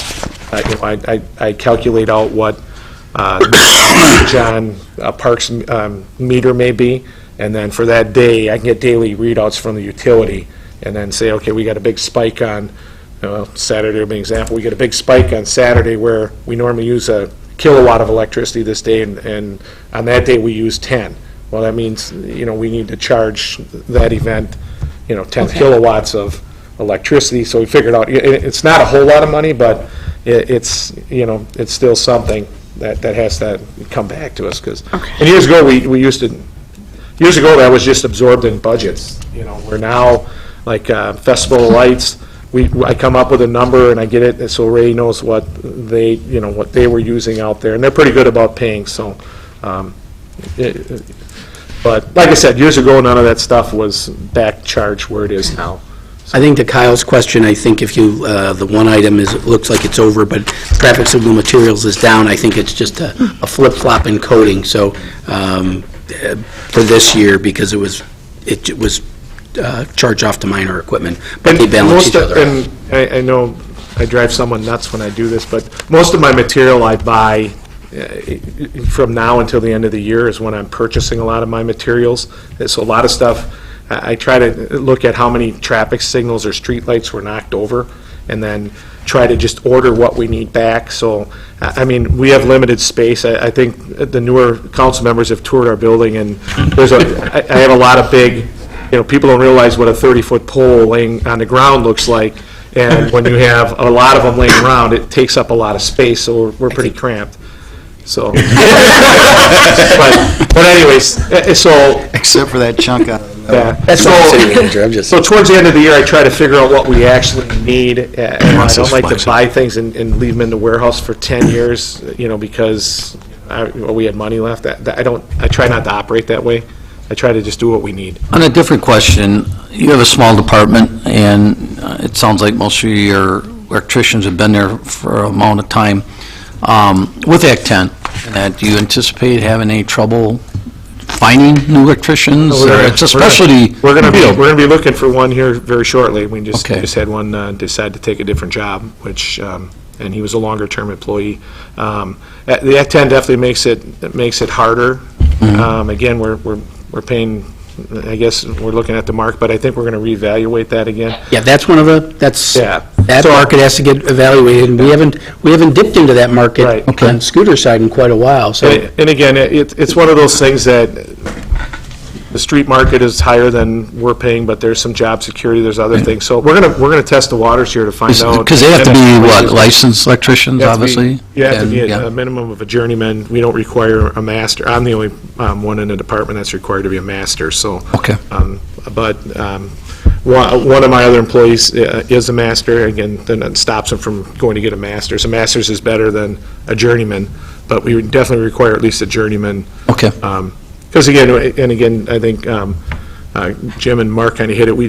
We also are the responsible party for the city's communication system on the ground, which is fiber and copper communications, which are not traditionally what Electricians do. construction electricians are accustomed to, but in this case, we're all, most of us now, we've got a little changeover, but we're all Fusion certified to maintain the fiber. Last year, you guys, who was on the council, thank you very much for approving the trailer, because that's a big asset for us. So, again, we've got hundreds of miles of fiber and telephone cable underground that, which ties into the other thing where a lot of days I'm scrambling a guy to do locates, because we not only locate the electric facilities everywhere, but we're also that telephone and fiber network that run all over town. When someone calls a digger's hotline ticket in, we have to scramble a person to make sure those locates are correct so we don't have damage. And that's the big one. We do a really good job of that, because doing the repair is no fun. And again, like Jim alluded to, we had to move a section of fiber on Mount Vernon this year that fed the library and the central fire station, which means we're taking them out of service. In this case, we were out of service for, I think, 13 or 14 hours on the splice over. And obviously with more construction in future years, more of our fiber that was installed years ago in a very unique fashion to save a lot of money is, well, quite honestly, years ago, some of our fiber was run in abandoned gas mains, which was a great idea because they're not using, and they were going right where we needed to get fiber out to the filtration plant. But now, as we do construction on Merritt Avenue the next however many years, whenever it comes in, that's a major main fiber trunk that has to be relocated. So, and again, those are things that come up that intertwine with. You never told me that one, Scooter. I'm glad the camera wasn't on me when you said that. Engineering, told me we got to start planning for it as we go, and we've done a lot better job with engineering. Years ago when I first started, we had some issues with trying to coordinate jobs. Engineering would put something together and forget that maybe we had signals there or we had other facilities, where now we're doing a lot better job. We're all working together to make sure when a project comes up, and I know Mark's pulling his hair out a lot of times because... No, I've got none left. Yeah. Because all of a sudden wait a minute, you come in there after everything's approved and we say, well, we need $400,000 more because we got a fiber that needs to move that. So we're doing a lot better job than we did 10 or 15 years ago on trying to get all that stuff in. And I think you guys kind of changed that document so it all shows on one sheet or something, rather than, it used to be you had to go through everyone's different budget to find out, well, if we were doing, say, Merritt Avenue, well, here's the engineers, here's the water, here's the sewer, here's this. Well, the electric is buried somewhere else, so. And sometimes we forgot about it because we didn't do it, so now it's all in one place. Sometimes that last-minute shuffle sometimes the last-minute shuffle at the end, sometimes if they throw something out, throw something in, then we may not have been on the radar that, hey, we need to do this in that area, so. Earlier I teased Scooter about being a working supervisor, but he's a division manager, and all that stuff that he talked about, if paperwork still got to get done at the end of the day.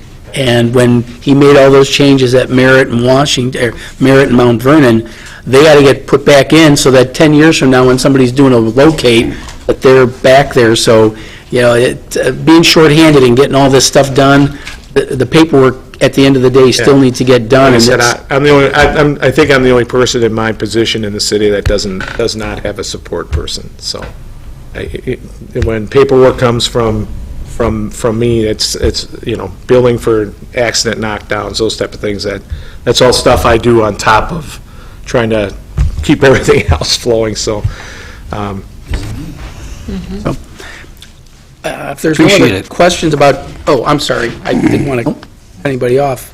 The next budget is the sign budget, which begins on page 223. The increase is about $5,300, so roughly about 2.5%. And Jim's here to talk about that as well. Sure. It's pretty much sign and paint shop. Yeah, so this would be, and Greg's off today, so he's not here, my supervisor for that, but, Scooter's covered. yeah, Scooter and Greg work a lot together, too, so. Well, when he's not there, I supervise his sign guys and vice versa. Anyway, the sign budget, again, the increase is mostly labor. There are just a couple things I wanted to point out. In 2014, we reduced from 3 to 2 seasonal employees. So we got through the year. Last year, we were a little short. This year, we got through the street painting season okay and got everything done that we needed to. But some of the things I just wanted to point out that, so the sign division, what they do are all the traffic signs in the city, and they also help with other departments. We do signs for the Parks Department, we do signs for Public Works, we do signs for the neighborhood associations. So they're doing signs for a lot of different departments within the city with, basically we have 2 full-time employees, and then we share a supervisor. And then in the summer, we have 2 part-time college students that help with the street painting. So they're doing a lot of sign work, and then also we have to replace signs every 10 years for reflectivity based on the federal guidelines for traffic signs. So that's more what the signs division does. Some of the newer things they're doing is all the bicycle routes and the bike lanes, Sign and Sharrow. These are the guys that actually are painting them and actually putting the signs up. So as we get to do more of that, there's obviously more labor involved, so it's starting to stretch us a little bit. So far, we're okay, but that is starting to stretch some of our resources, as well as the road diets. So the road diet that was done on Murdoch Avenue, that was actually our crew of 2 plus my supervisor and the couple college interns that got that done.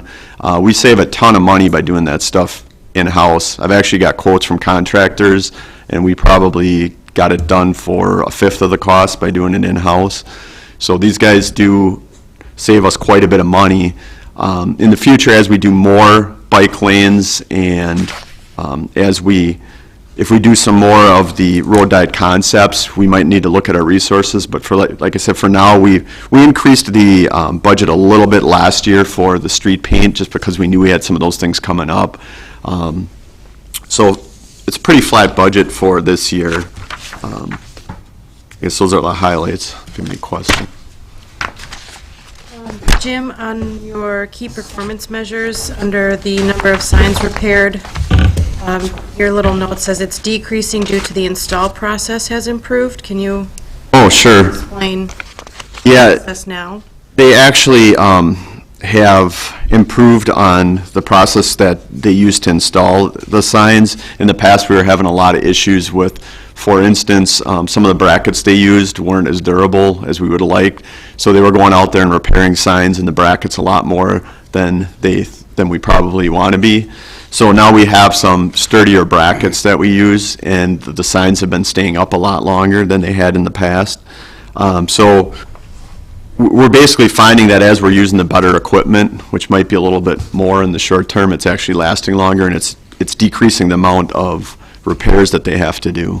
We still have to replace them every 10 years for reflectivity, but we're not having those issues with the signs and the brackets, and they're also a little more durable than they used to be. And just to add, that the sign material itself has gotten so much better over the years, where years ago, the process to make a sign was a lot more, long before Jim, but was a lot more labor intensive.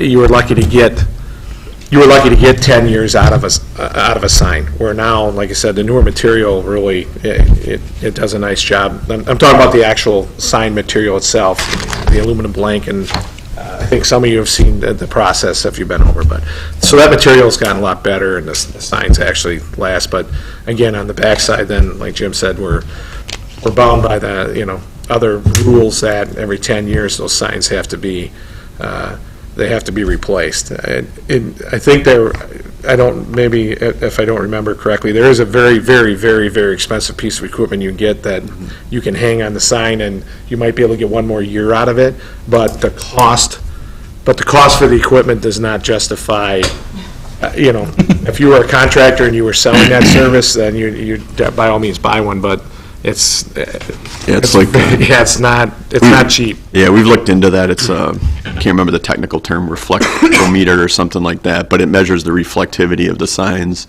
but it just wasn't worth the cost. What we do is we track, and we actually have some sign software that we've been using, and we've just upgraded it this past year, that, so we know when every sign was installed, where it is. We do GPS locates on it now. And eventually we'll have a GIS layer then. So we can kind of look at that and say, okay, well, it's been 10 years, we need to replace that sign. And we try to do it kind of in a grid system. So we try to evaluate one area of the city and then move on to the next one. So we can kind of keep the guys in a certain area so we're not running all over the city either. So that software has helped us quite a bit. And actually, when Scooter's guy was on light duty this year, that's what he was doing, was a lot of sign locates with the GPS units, and then also putting into updating our system with the condition of the signs. So we have a good idea. A lot of signs we didn't know we had. I bet. Now, and the other aspect, we find a lot of signs are being vandalized or stolen. I mean, do we have any issues with that? Well, I'll jump in here. The college area, you always got certain signs that are going to disappear. It doesn't matter. It doesn't matter what you do. Hi, not surprised. I hope Caroline Court is. And you want to return the sign? We also have certain, there's, and again, it's not as much as it used to be, but, we do have certain situations where someone isn't happy with the sign that was put in there, so, they'll pull it out and dispose of it some way, and, unless someone calls and complains, or we go back later on, the sign might have been gone the day after we put it in. You don't, you know what I mean? You don't know. We used to have a bar on Oregon Street, I'm not going to mention the name, but we'd go there and the no parking sign was always gone. We'd put it in and the whole post and everything was gone. They'd pull it out. So now all those materials to replace those signs are included in your budget as well? We Those don't would have be- a way to go after anybody? Well, we do. If we catch them. Actually, we do. We go at 'em if we catch I mean, a good example this year is that the police actually did catch someone in the university area that was doing gang graffiti. So we did ask for restitution through the court system for those signs that we knew were part of that incident. So if we catch them, if the police catch them, then yes, we do have a way to get restitution, but that would be the only way, is if we knew who did it. And there's a lot of times we get a call from somebody that says, hey, I saw a whole, cache of signs behind someone's garage or something. So, we've had that, not so much recently, but, in years past, I drive by and there's 8, 12 signs, so you get an officer to come there and, of course, everyone, I don't know, they were there, they've been there. So, we do get some signs back that way, but. Maybe there's a way of partnering the sign division with the electrical division to put a little, I guess we'd have to. A zapper? We'd have to find out through legal if. I mean, we can surely do that. I'm sure it's crossed your mind. What does the community development, or they refer to them as education coupons? I mean, that would be a little educational. I'm sure we don't want to assume any more liability. No. I don't think it's as much as it has been in years past. For the sign vandals? Well, it depends. I mean, if they can clean the sign off, then it's pretty minimal. It's just the stuff they use to remove it. But, yeah. Bug spray will take off some of the material. But to replace a sign, a traffic sign's about $200 if we had to replace one. I can't remember the exact cost for the street signs. They're a little less than that. So. Well, before too many of us start reliving our college days memories, if there ain't no more questions with the sign budget, I'd say, unfortunately, we're moving on to street lighting, so we're still not out of the electrical. But street lighting begins Coming on back to me. page 227. It's about a $40,000 increase, primarily due to electricity. This basically covers our street light rentals and our street light replacement costs. It's a combination of rental street lighting as well as owned street lights, and Scooter has been working very diligently to get something to work on LED lights. And Jim and Scooter, I guess. Yeah, so this budget, over 90% of the budget's the cost of electricity, which, as you know, is difficult to control. Some of the things we've done in previous years is we've removed excess street lights, we've de-wadded some. More recently, as Mark mentioned, we've started managing the cost through the phased introduction of LED lighting. Some good examples are on Marion Road and Market Street. And we're assuming in this budget that we're going to offset some of the electricity increases by upgrading to LED. So this, actually, if I just put the electricity cost increase, it would be a lot higher than that. We're just assuming that the LED is going to reduce the usage some. The other thing is to note is the vast majority of our streetlights are owned and maintained by WPS, where we pay a monthly fee, and then that's adjusted as the electricity rates change over time. We replace those lights with our own service as we can. We've plucked most of the low-hanging fruit in that area, but when we have new construction projects, we try to put in our own service where we can. And then we work with the developers as well to try to get them on our service if it's feasible. The only way we can really reduce this budget is to remove streetlights, which, like I said, we've done in the past. Our current practice is we light intersections in 325 to 350 feet between intersections. So if we ever decided to do that at some point in time, we would have to revisit that practice. But I know we talked about it last year and decided not to do that. And I'm sure, as you're aware, that we still get occasional complaints about not having enough streetlights. So I don't know how realistic that is, but the other thing to note, as Scooter pointed out, is that the electric budget covers the manpower that we use for street lighting. So that's why there's no labor associated with this budget.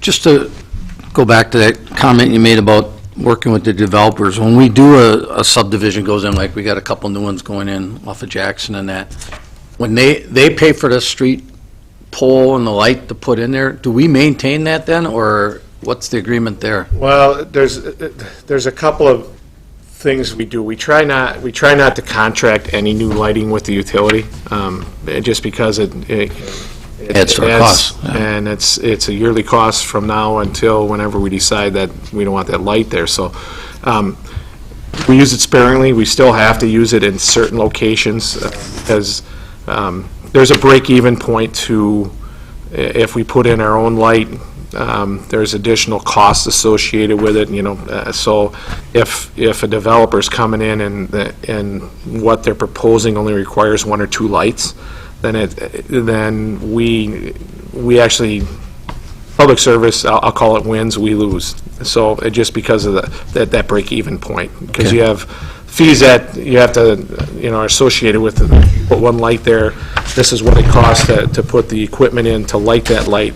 And if I can put 2 lights on that same piece, the service, then I can split up some of those service costs between 2 lights and compare it to what we get charged per light from the utilities. So that's one thing we do. We use it sparingly, still use it if we have to. Bigger developments, I'll use Casey's Meadow as an example, if none of you have been out there. Casey's Meadow is really one of the first ones, and it's slowly progressing, but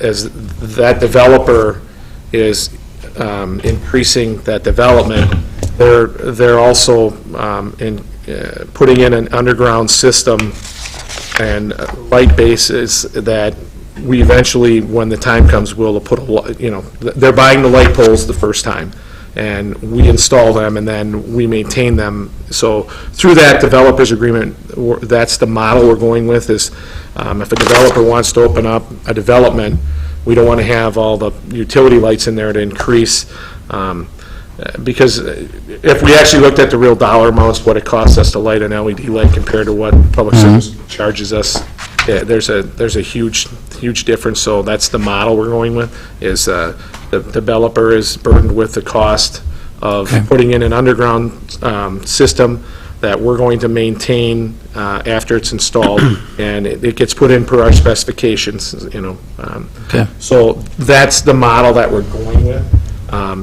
So we're always going to have the need for the utility contracted lights at some point in certain situations, and in other situations we'll use the developer. And then, like Jim mentioned, if it's feasible in a road construction project to put our own lighting in, we'll do that. But we generally only do that if it's in a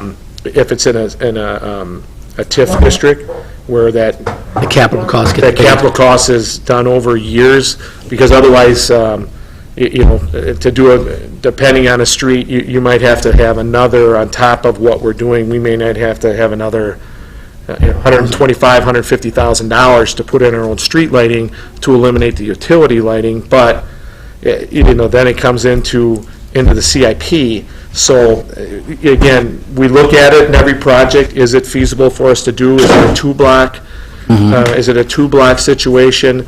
And the big thing is the solar, the LED lighting is coming around, but the other thing we're keeping our eye on, we haven't jumped into it yet, is the solar lighting, because the better the LEDs get, it makes that option of a solar light, a lot easier to look at, because you'll pay a little more per unit, but we also don't have the cost of X amount of feet of conduit that had to be installed, and then X amount of feet of copper wire, which, that's where you're, sometimes you're paying $1, $2 a foot just for the wire, and now take a half a mile or a mile stretch of road. That's a lot of money. So we're keeping our eye on the solar thing. There's costs associated with that. Also, you got long-term, long-term you have batteries that you have to deal with. So you get long-term, you got battery disposal and replacement, and so we're keeping our eye on it. We haven't dove into it street lighting wise, but I mean, if you've been around, some of the school flashers are feasible. We're putting them in. Some areas you'll see. I'll use the bike and ped RFBs we're going to be installing. The equipment actually just came in, but half of on one side of the road we actually have an electrical underground system, and on the other side of the road we don't. So rather than have to pay for road blowers and other things, half of that system will be solar, and the other half will be powered. So, where we can use it. Compare that easily then by the two, even though it's one unit by the side, can you compare those to what's using what and how efficient one is versus the other? The LED usage is, the electric usage is so small that we won't even, a lot of times we don't even notice that when we have those flashers on. And again, they're not flashing all the time, they're only flashed when they're activated. Couple hours a day. So, so a lot of times you don't even, in the early days of, the LED, a lot of times the flashing was so fast that the utilities equipment couldn't keep up with it. Sure. So, but again, the water, the LED stuff, the equipment uses just a minute portion of the power, so, but it comes with a cost, it's expensive yet, so. We essentially do a cost-benefit analysis every time we look at these types of things. The key is that the technology is getting less expensive, and they're legitimate. It's legitimate to look at, because wires cost money, and if we can avoid it, the fact that these are used on such an infrequent basis, but when they're needed, they're absolutely needed at schools and things like that. So we only need them a couple hours a day for 9 months of the year. Right. So if we don't have to invest a lot in capital, makes a lot of sense to do it. And again, if you put an electric service in for a school flasher that uses a very minute amount of power, you're still paying $20 a month to have that meter there, whether you use it or not. So that's where that solar, I mean, if we already have a meter that we're already feeding street lighting and traffic signals or other things off of, it makes sense we put them on there. But in other areas, a lot of times it doesn't make sense to put in an electric service for, that's what I got back into. If we had one light, we put electric service in there, it's going to cost you $20 a month just to have the power there, plus your usage. So, like I said, we use it sparingly, and like Mark said, the LED technology, it changes. It's changing every day. So it's one of those things. Where do you jump in? Because if we jump in today, next week, the new generation is out, which uses even less energy and produces more light. So, but it's a trial and error. Also, Mark knows we had one resident that called. We put an LED up, and she called instantly the next. Matter of fact, that night, because it was definitely bright, and your eyes perceive. That LED lighting is a lot. I'll call it bluer, whiter than the high pressure sodium. So that's the game you got to play, and we rely on. We do a pretty good job, but we also rely on some of our lighting suppliers to make sure that hey, we need to calm that down, or this is what we're trying to accomplish, so.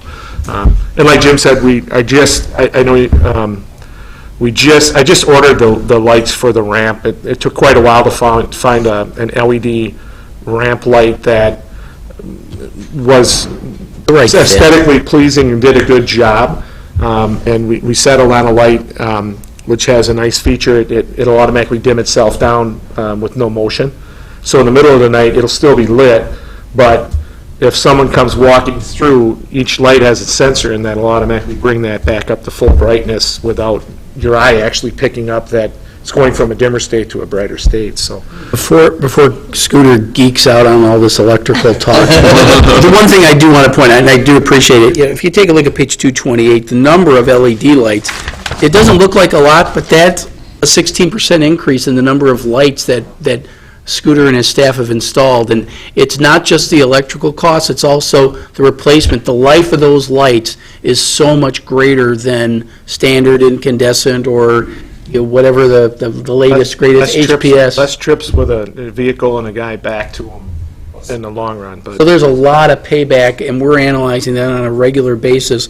We are committed to doing the LED lights. I remember when we did the 400 block and we had the big celebration, Scooter took me out there and said, look at these, and this is going to be so much easier for my guys to maintain, and those are the types of things we look at on a regular basis. And again, we did, it being short-staffed this year, there's money I have in my budgets. I have to buy some lighting, and we have some in stock that came in. It's, in this case, I had with all the other projects, I have to prioritize where we're going. So we do have some LED lights that need to be installed.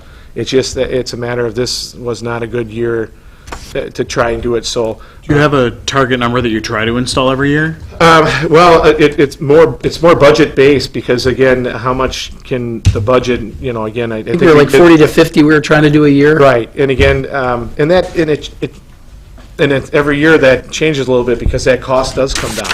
And, so over time, my goal is to try and get them all, but there's also situations where it doesn't matter what we do, it's not a viable option. There's certain things that, and again, I don't have an exact, example, but there are certain places that no matter what we do, we're not going to be able to change it to an LED.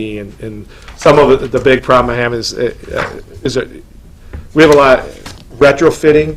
A lot of people like to retrofit. The problem is we're trying to do the best job we can as a retrofit, but when it comes to lighting, nothing is better than a light that's designed around its light source. So what happens is we take an older fixture that was designed to have, say, this type of light in it, and we put a kit in there to try and, we'll never do as good a job as if that fixture was designed for that light. So we do the best. Like I said, I have a lot of guys bring me samples, and we put them in, and hey, that one's working great. I don't have any problem using that. But we also have a lot of products that come in that are just absolutely very subpar when you actually put them into a test. So but we're trying to do as many as we can as the budget allows, so. That was very enlightening, Scooter. On that, thank you. Our next budget is Go Transit, which is on page 231. Oh, boy. Half hour. You wrote it down a half hour ago. I did, too. The transit budget itself is only going up, it's going up less than $20,000, so minimal increase. I think a lot of that's a function of the health insurance that you're going to see on that. Even though we've had some changes that Jim and Trina both want to talk about in terms of strategy on staffing, not staffing necessarily an increase, just strategy on staffing. However, the levy, even though the budget itself is not going up, and I think this is really important to point out, with the budget going up so minimally, I mean, it's less than $20,000 on a $4.6 million budget. I didn't even do the calculation for you, but the levy is going up $90,000, and it's due to, not because of cost, it's because of reduced aid. And the number, Jim, that we're using to calculate our reimbursement is down to what, 54%? 55.11 is what we had this year. Actually, the state recommended 54%, so I That's- gambled a little bit. We're but- gambling a little bit. I will tell you that when I got here in 2008, we were doing 62%. Now, that doesn't seem like a lot, but that's a lot of money on $4 million. So I'll let Jim talk about this. Sure. Well, there's a couple things to note. I'll get to what Mark's talking about in a second, but one of the other things to note is we switched insurance carriers, and that provided us with some insurance pool rebates. So that helped the short-term levy reduction in 2013 and 14, which is the miscellaneous revenue line. That's why, traditionally, all that's in there generally is what we get for advertising, but it was 209,013 and 82 and 14. So that's that feeds into the levy a little bit too. The 5-year average net levy provided to Go Transit is 730,000 with a high mark of 793 in 2010. So I think, at the 746.2 proposed this year, that's pretty much in line with what it has been historically, but we did get that short-term benefit for a couple of years with that change in insurance. And obviously, that money never came back to our budget per se. I'm sure it got used somewhere in the city budget. But that's part of it. And then the other part of it is, as Mark mentioned, the state and federal grant aids have gradually declined for the last 10 years. And those grants are our largest source of revenue, and they fund over half of our annual budget. We've experienced annual increases about 0.4% over the last 2 years, and that has a significant impact on our revenues. But historically, the grants have funded up to 60+% of our expenses, as Mark mentioned, but those have been decreasing since 2006. This year's budget, the state budget that was passed, they didn't propose any decreases in funding in general. However, we're at the federal money goes into the state, and then the state allocates it out to the transit systems. We're in Pool B, so we're considered a small urban area. They take whatever money they get from the feds, they throw their state money in, and then they assign a percentage, and that same percentage goes to everybody in that category. So like this year it's 55.11%, so everybody in our category gets 55.11% of their expenses covered. So that's where it's at right now. And they had recommended we budget conservatively at 54. I guess I'm being a little, like I said, I'm being a little aggressive on that, but I'm assuming we're going to be around that 55.11 again. The other thing that's happened is the passenger fare revenue has increased gradually over the past 3 years, but not at a rate that would counter the decreases to the operating grants. So those are some of the highlights on what's going on here. Mark alluded to the staffing strategy. One of the things that's interesting with transit is our buses have to run. They have to run 6 days a week for our operating hours, and we only have so many operators. So we have 2 floater positions, one that works in the sign shop when they're not driving, and one works in the maintenance shop when they're not driving. So we try to cover with that, but even with that, the limited number of resources we have to cover the time off, because we have a lot of senior operators, it leads to overtime. So what we tried to do last year, and we're going to continue with it this year, is we hired a couple of on-call operators this last year. Unfortunately, it takes them a while to train those operators, so you get some double costs as they initially start. We started out okay, but then we had an FMLA, and then we had an injury, so then it brought our staffing down again. So without having extra resources, it led to a little more overtime. So we're going to continue with that strategy this year and hiring a few more on-call operators so we can hopefully manage that a little better. Again, it's good for a number of reasons, good and bad. One of the nice things that happened this year is when we had in retirement, one of our on-call operators was already trained and took that position, but then we got to find another on-call operator, so it's kind of cyclical that way. But we're going to continue with that strategy and try to manage the overtime the best we can through that. And then finally, with given the decreasing amount of aid we're receiving, we anticipate that we'll review our fare structure. as part of our next transit development plan, which we anticipate working with the East Central Regional Planning Commission to begin that process in 2016. However, I did want to note, though, that with transit, a fare increase doesn't necessarily mean an increase in revenue, as generally we experience a decrease in ridership. The last time we did a fare increase, it took over 3 years to recover the ridership we lost after the fare increase. So that's something that we'll look at, though. We do have the lowest fares in the state, so that's a good thing for us in a lot of ways. But that's something we'll look at as when we look at that transit development plan. We try to do that every 5 years, so our last one was done in 2011. So we did budget for that a little bit more in our contracted services so we could get our transit development plan updated in 2016. The only other highlight is we started experimenting with tablets on the bus. What that'll allow us to do is to track ridership on tablets. Currently, the drivers have levers they flip that manually track fare types. But in addition to that, what it'll allow is we anticipate and we budgeted for working with our developer to develop an app that will allow for real-time tracking of the bus. So you'll be able to use your phone and see exactly where it is on your route. Bad we couldn't send a note to Jeff Hall. Jeff would be, Jeff would be. This is where Jeff was visioning it, Yes. absolutely was. I have him on Facebook, yeah. I'm sure. Where are we at with Route 10, and where are we at with the county helping fund that route? Sure. The Route 10, and that's a good question. We talked about that last year. The county continues to help us fund that. They did increase their funding a little bit for that last year. If I remember right, it was about 8,000 or more additional. Ridership isn't where we'd like it to be. It has increased a little bit, but not a lot. So there's still some opportunity there. However, our local share for that route has become pretty minimal. But we'd still like to get that ridership up higher than what it currently is. What, overall, of the routes, what does that route cost your budget, roughly?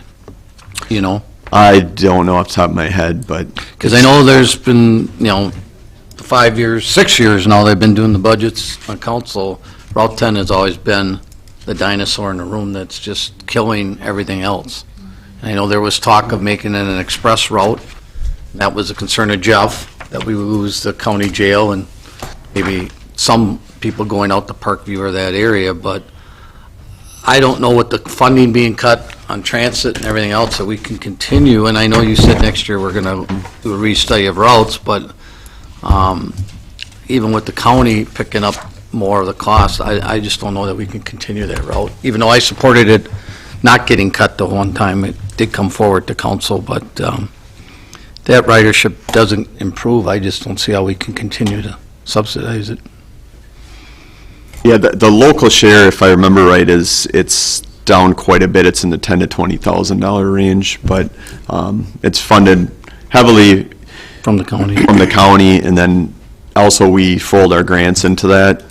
I have that information, but I have to dig for it, so That's all right, I can at this I can point. follow up with it. I mean, unless other council members feel that that's something we really need to take a look at.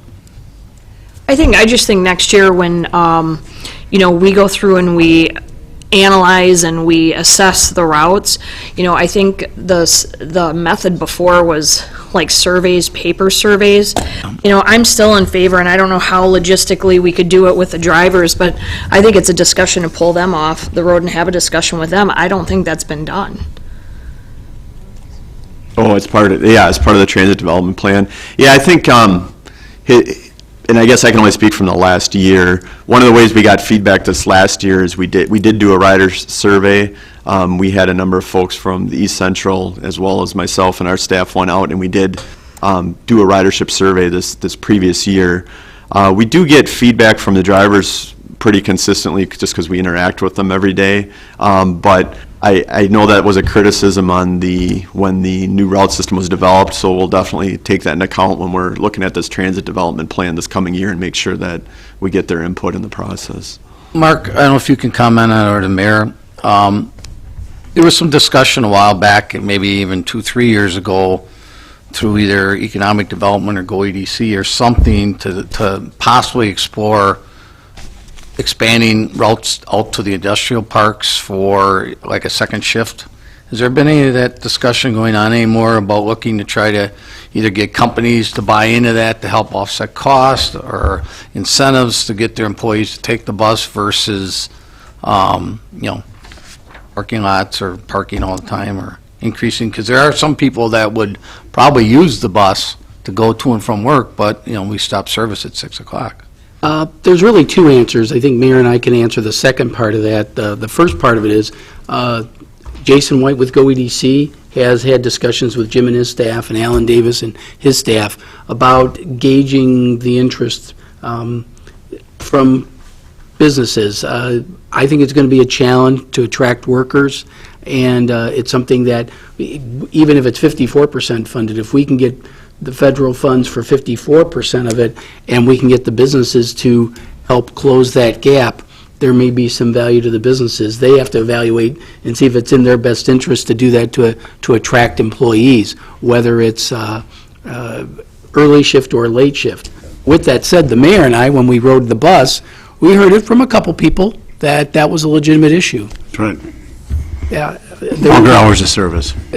People work in second shift, they can get to work with Go Transit, they can't get home. Similarly, third shift people, they can get home from work, but they can't get to work. The question is it enough demand to warrant longer hours? That's always the challenge. Or do we look for a different, more creative way, like similar to what Route 10 is, which is a contracted route, or partnering with the university that does their late bus system, or some other alternative way to find a way to do it. But we, just financially speaking, it's only 54% funded with grants, so we got to make it up somewhere along the way, and we're trying to make sure it's not tax levy supported. So, And I guess I like that idea of contractual, because I wasn't thinking of the whole bus system being operated, but, target, like you say, industrial parks, target, like you say, maybe partnership with the university in some capacity or some other entity that would be able to provide that service at a reasonable cost if there was a need for that, and then some support from the private sector. Well, the comments we heard were not so much from people that were working for industry. It was more people that may have a job at a Target or Walmart. Custodial type of service thing. Service industry type of thing. Then we have to look at the industrial parks too. They're sort of spread all over the place. It's not just I agree. one location. But Just use it as an example. I don't know, would it make sense to talk to the Targets of this world and see if they have more of a need than, say, an Oshkosh Corp? I know that, I know that, and Mark had mentioned, Go EDC is for the industrial parks. Lakeside Plastics had some interest in service out to the southeast industrial park. So they have engaged East Central, the Regional Planning Commission, to do some surveys of the employees in the industrial park to see, and the employers to see what kind of interest there is there. We do have a model in Neenah and Menasha. They just started recently. They're doing a test with some of the businesses there, and their foundation are supporting a 6-month test for some routes there that are specifically geared around their industrial parks. The employers chipped in, and then the foundation did to fund the local share of those routes. So it'll be interesting to see how that turns out. The initial reports of the ridership isn't as great as they'd hoped for, but they're going to be evaluating it after that period. Yeah. So what Go EDC is going to look at is see if, I guess that's the main question, is there enough interest to support it? And if there is, we'll definitely can leverage our grants at the 54%, but somehow we got to close that gap, and we're probably not going to get enough in fares, so we need support from whether it be the businesses or the community foundation. One thing we could do, which we've done in the past, is we probably would look at either contracting, or B, in the past we've run tripper service from downtown out to the industrial park, but then the dilemma there is what time do you run that, because not every employer has the same shifts. So there's some issues that would have to be thought about, and then somehow you have to get the people from wherever they are to, like downtown, for instance, so we could take them from there out to the industrial park and back. So there's some logistical challenges, but it definitely could be done if we had the support. I guess that's the main question we're Sure. trying to answer, though, is the Right. support there? Okay, thank you. This is a big budget, so I won't say if there are no other questions. Are there any more questions that the council has? This is obviously a big budget. If not, we can get into the CIPs. Oh, we still have to do parking, too, I don't know. I'm sorry, parking utility, excuse me. Well, then we got to get moving. Parking utilities, thank you, Jim. Jim, I missed, parking utilities in the utilities tab, and it's the first page, it's page 249. This one is one that, to call it a utility is kind of a stretch compared to what it's been. My opinion is that the model may have run its course, but we know that parking is certainly an important issue in the downtown area, and I think that the end result of what's going to happen with the Walker study will probably dictate a lot of where we're going with this. But we're holding our own as best we can. We reached out to the bid about continuing their support. They were looking at reducing it. I asked them to maintain it, and I believe we have a number in there that is estimating them continuing their support as they have this year. But is it enough? I think the numbers speak for themselves. We had a $7,000 deficit in 13, nearly $29,000 deficit in 14.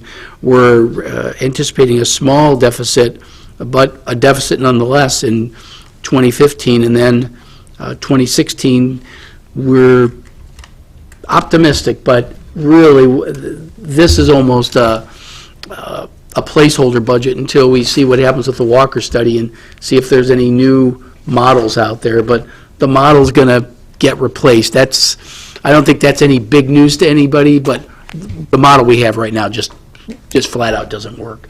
So with that rosy introduction, Jim, breeze this. I think Mark pretty well covered it.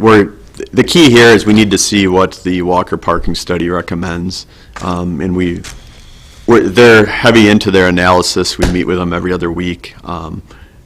Should have something to council by January. We were going to shoot for December, but there's only one council meeting in December, so it'll probably be in January.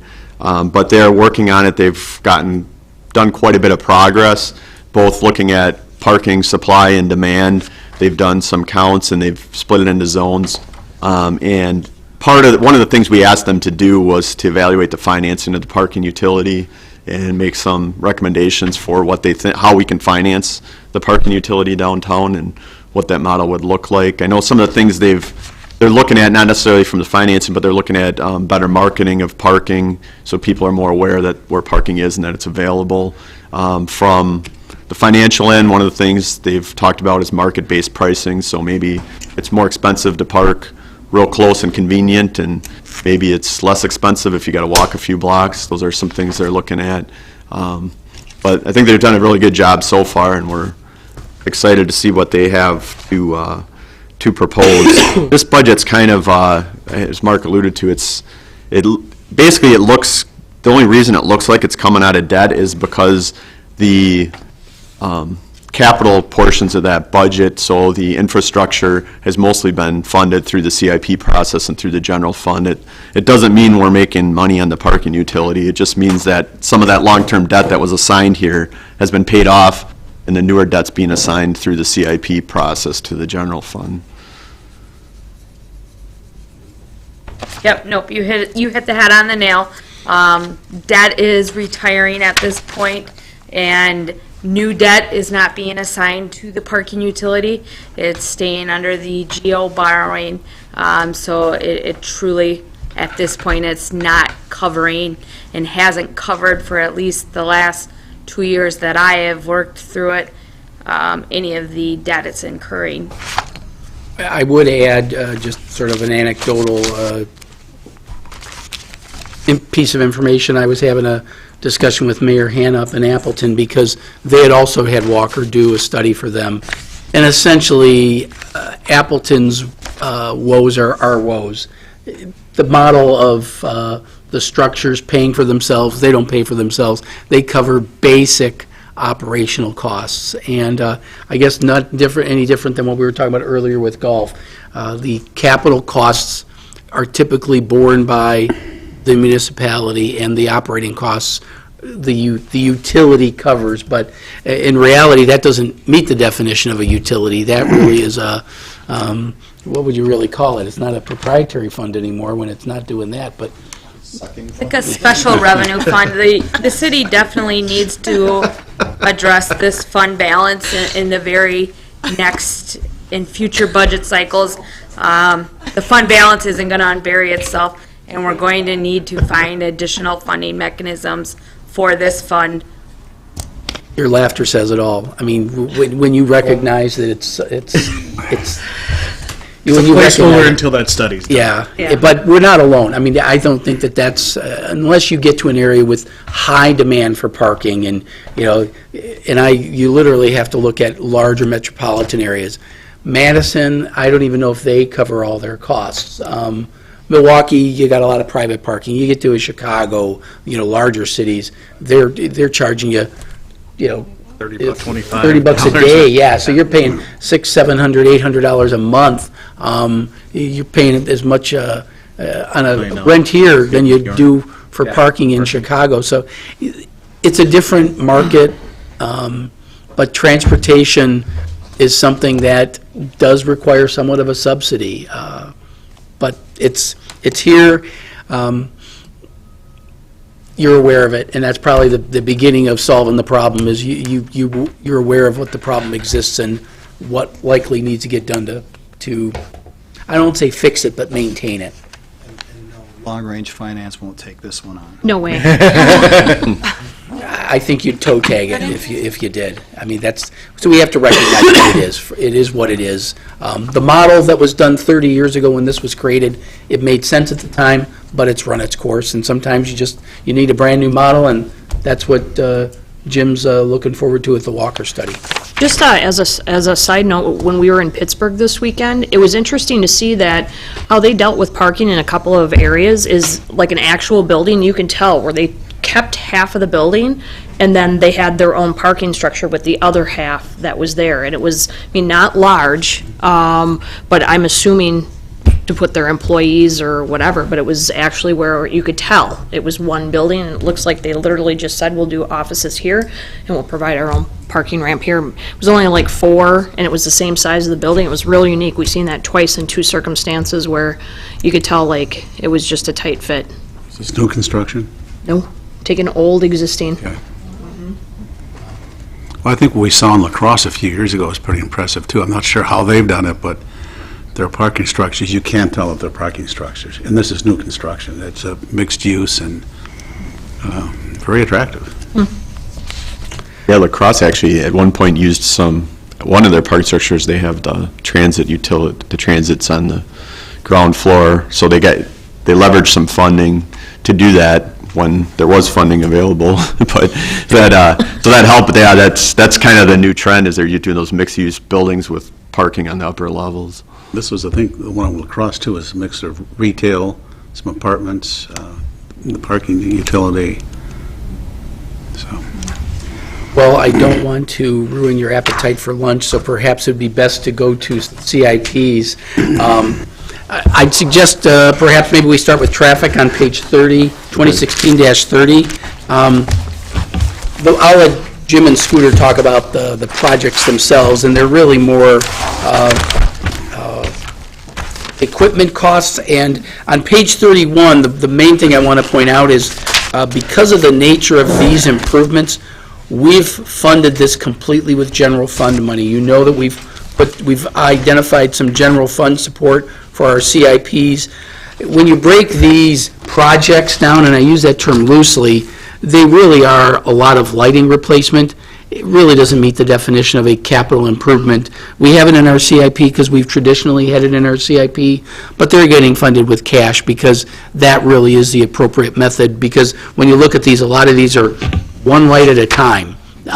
They add up to a lot of money, but they're really broken down by several $100s and $1,000 of units. But With that, I'll leave Jim and Scooter to talk about these Sure. projects. Yeah, well, we can go into these in detail if you want, or we can just answer questions, but basically, like I had mentioned to earlier when Kyle was asking about it, the equipment, this is where we fund most of the equipment, so traffic signal equipment, that pays for if we have any knockdowns, for the poles, the cabinets, controllers, vehicle detection equipment. We actually have been getting by pretty well with this because when we did the roundabouts, we're able to reuse a lot of that equipment, so we still have some of that we can reuse, which keeps this down. The pedestrian countdown signal heads, every year we're doing more of those. That replaces the upraised hand walking symbols with the countdowns that has the numbers. So we're continuing to work on those. And then, like we talked about earlier, one of the other things we're using LED on are the signal heads at the traffic signals. So those, we have to replace so many of those every year. Yeah, and traditionally, again, that was always my, funding this stuff through the CIP never, to me, didn't make a whole lot of sense, but that when I started doing what I do best, that was the practice. But again, the traffic signal materials, Jim hit that on the head. I've been able to keep that pretty lean because with the 11 roundabouts we got a few years ago, we obviously maintained we retained ownership of all that equipment. Anytime I can reuse equipment, we do. So yeah, that kind of helps fund. If we jump back to the operating budget, if you look at the traffic signal equipment line, I think what was it, 18,000 or something like that? Something like that, yeah. Anyways, that we generally have $30,000 worth of knockdown equipment a year. It's somewhere in that neighborhood. Some of it's recoverable, some of it isn't. Some of it we get back through insurance or payments, and a lot of it we don't. So obviously, if we're losing $30,000 worth of equipment and we're only putting $18,000 every year back in, sooner or later we run out of equipment. So that $45,000 heading is one that helps us bring that back up to make sure we have a level of materials. We generally try to keep at minimum 3 intersections in stock, so if you as a council decided to order an intersection in, we would have it without having to go and try and fund it somehow in that year. So we try that. That's where some of that for the traffic signal equipment comes in. The LED replacement at the bottom, the $10,000 line, what we do is, those are for all the traffic signal heads throughout the city, and if we had to, their life expectancy is around 10 years, 10 to 11 years, and if I waited every 10 years to come to the council and said, hey, we need $200,000 or $190,000 to replace all the traffic signal heads because they're coming to the end of their life, you guys would all be shuddering, how are we going to do it? So what we do is, that's where we're breaking that up. We buy $10,000 worth a year, and we use them if we need them, and we're trying to get on a replacement cycle. The problem is how trying to make that transition, because when we first installed them, because of a focus on energy rebate, it made sense for us to do all the signals in 1 year, because we got well over $100,000 in a focus on energy rebate that year. So it made sense to do them all in 1 year rather than space them out over 5 or 6 years, do so many intersections, which meant all your signal heads are coming to the end of their life at the same time.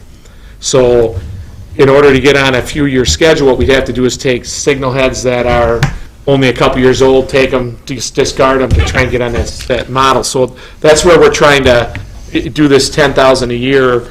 It helps us build up that inventory so we have enough when we come to that 10-year life expectancy. We have enough. There's no shelf life on them in the warehouse. So when we get to that 10-year, then we have them to do, rather than come in for a large lump sum all at the same time. And that's the other value of paying cash for that, because cash just sits in reserve. When Scooter needs it, he gets it. Yep. So, and it's something that we need to commit ourselves to. Yeah, and then the only thing I didn't touch on, the bike and pedestrian, we kind of share that with community development a little bit, but that obviously pays for the implementation of the bike and pedestrian plan that council approved in 2011. So that would pays for like bicycle signage. It helps with some of the stencils we need to do that. It also, for instance, going to help fund the RRFBs at Summit and Congress and so upgrading some of those crossings. So those are some of the typical projects we can use that money for. And as we get more experience, we're getting a little better at how to do these types of things. They're all pretty new, so we're painting, doing a lot of painting, seeing how that works, and then we'll be experimenting with some other things, some other technologies as far as the pavement markings go. So anything that's more of the stuff we can get 10 years out of, we'll include in here. The painting, like I said, we increased the street painting budget a little bit to cover some of that because it's not necessarily something that you can justify capital money for, so. And I will credit Jim again being brave enough to say, tell us that we should say no to some of those federal grants that had so many strings tied to it. This was a lot easier for Scooter and his folks to just do it themselves. They worked very closely with engineering, and that's how South Park School got taken care of. We ultimately just threw up our arms with trying to go through all the regulations. After a year and a half of every time we turned around, it was something else, something else, something else for the small, I hate to say small amount, I mean, but compared to what the total price was, we wasted a lot of time for the grant process, and it just finally got to the point we said, pull the plug in, we'll get it done in no time. And we're committed to it. We're committed to making those things happen, but it's better to do it on our terms rather than somebody else's terms. With that, in the interest of time, because he's got some other bigger ticket items that are elsewhere, on page 37, a lot of public property improvements. And I want Trina to talk about the parking lot improvements, and then Jim to talk about the Transportation Department facility reconfiguration. So, Trina, if you could start with those. Most of these are, they're public property, non-utility, but they're virtually all of Transportation Departments. And as you recall, in previous months, you did approve the expansion and the project of Riverside Phase 2. That was to accommodate the parking needs for Imprint. That funding source was a loan from TIF number 15. So you'll see an increased amount in our parking lot improvements for 2016. That is so we can pay back those necessary funds back into TIF 15, and then also accommodate the other projects of high priority in the parking lot plan. Now, just the 760 for the second one, are we kind of on hold with some of that other than the senior center lot based on that Walker study? Is that other improvements to parking? No, or is it just strictly the senior center? Well, that's a good question. So the first thing we have to do is there's, the Walker parking study isn't dealing with pavement construction. We actually had a different consulting firm do a pavement study a number of years back, and I had them update that study this past year. So there's two different things. The Walker parking study is only dealing with supply, demand, financing. It's not dealing with infrastructure. Okay. We have a separate pavement analysis that was done or updated last year that deals with the condition of the parking lots, which, similar to streets, has a PACER rating, and they go through what you need to do. So the first thing we need to do is to pay back the TIF for the Riverside parking lot, and Trina, you can correct me if I'm wrong, but this will be paying back half of what they borrowed for and then the other half will be the following year. Yes. So that's the 340.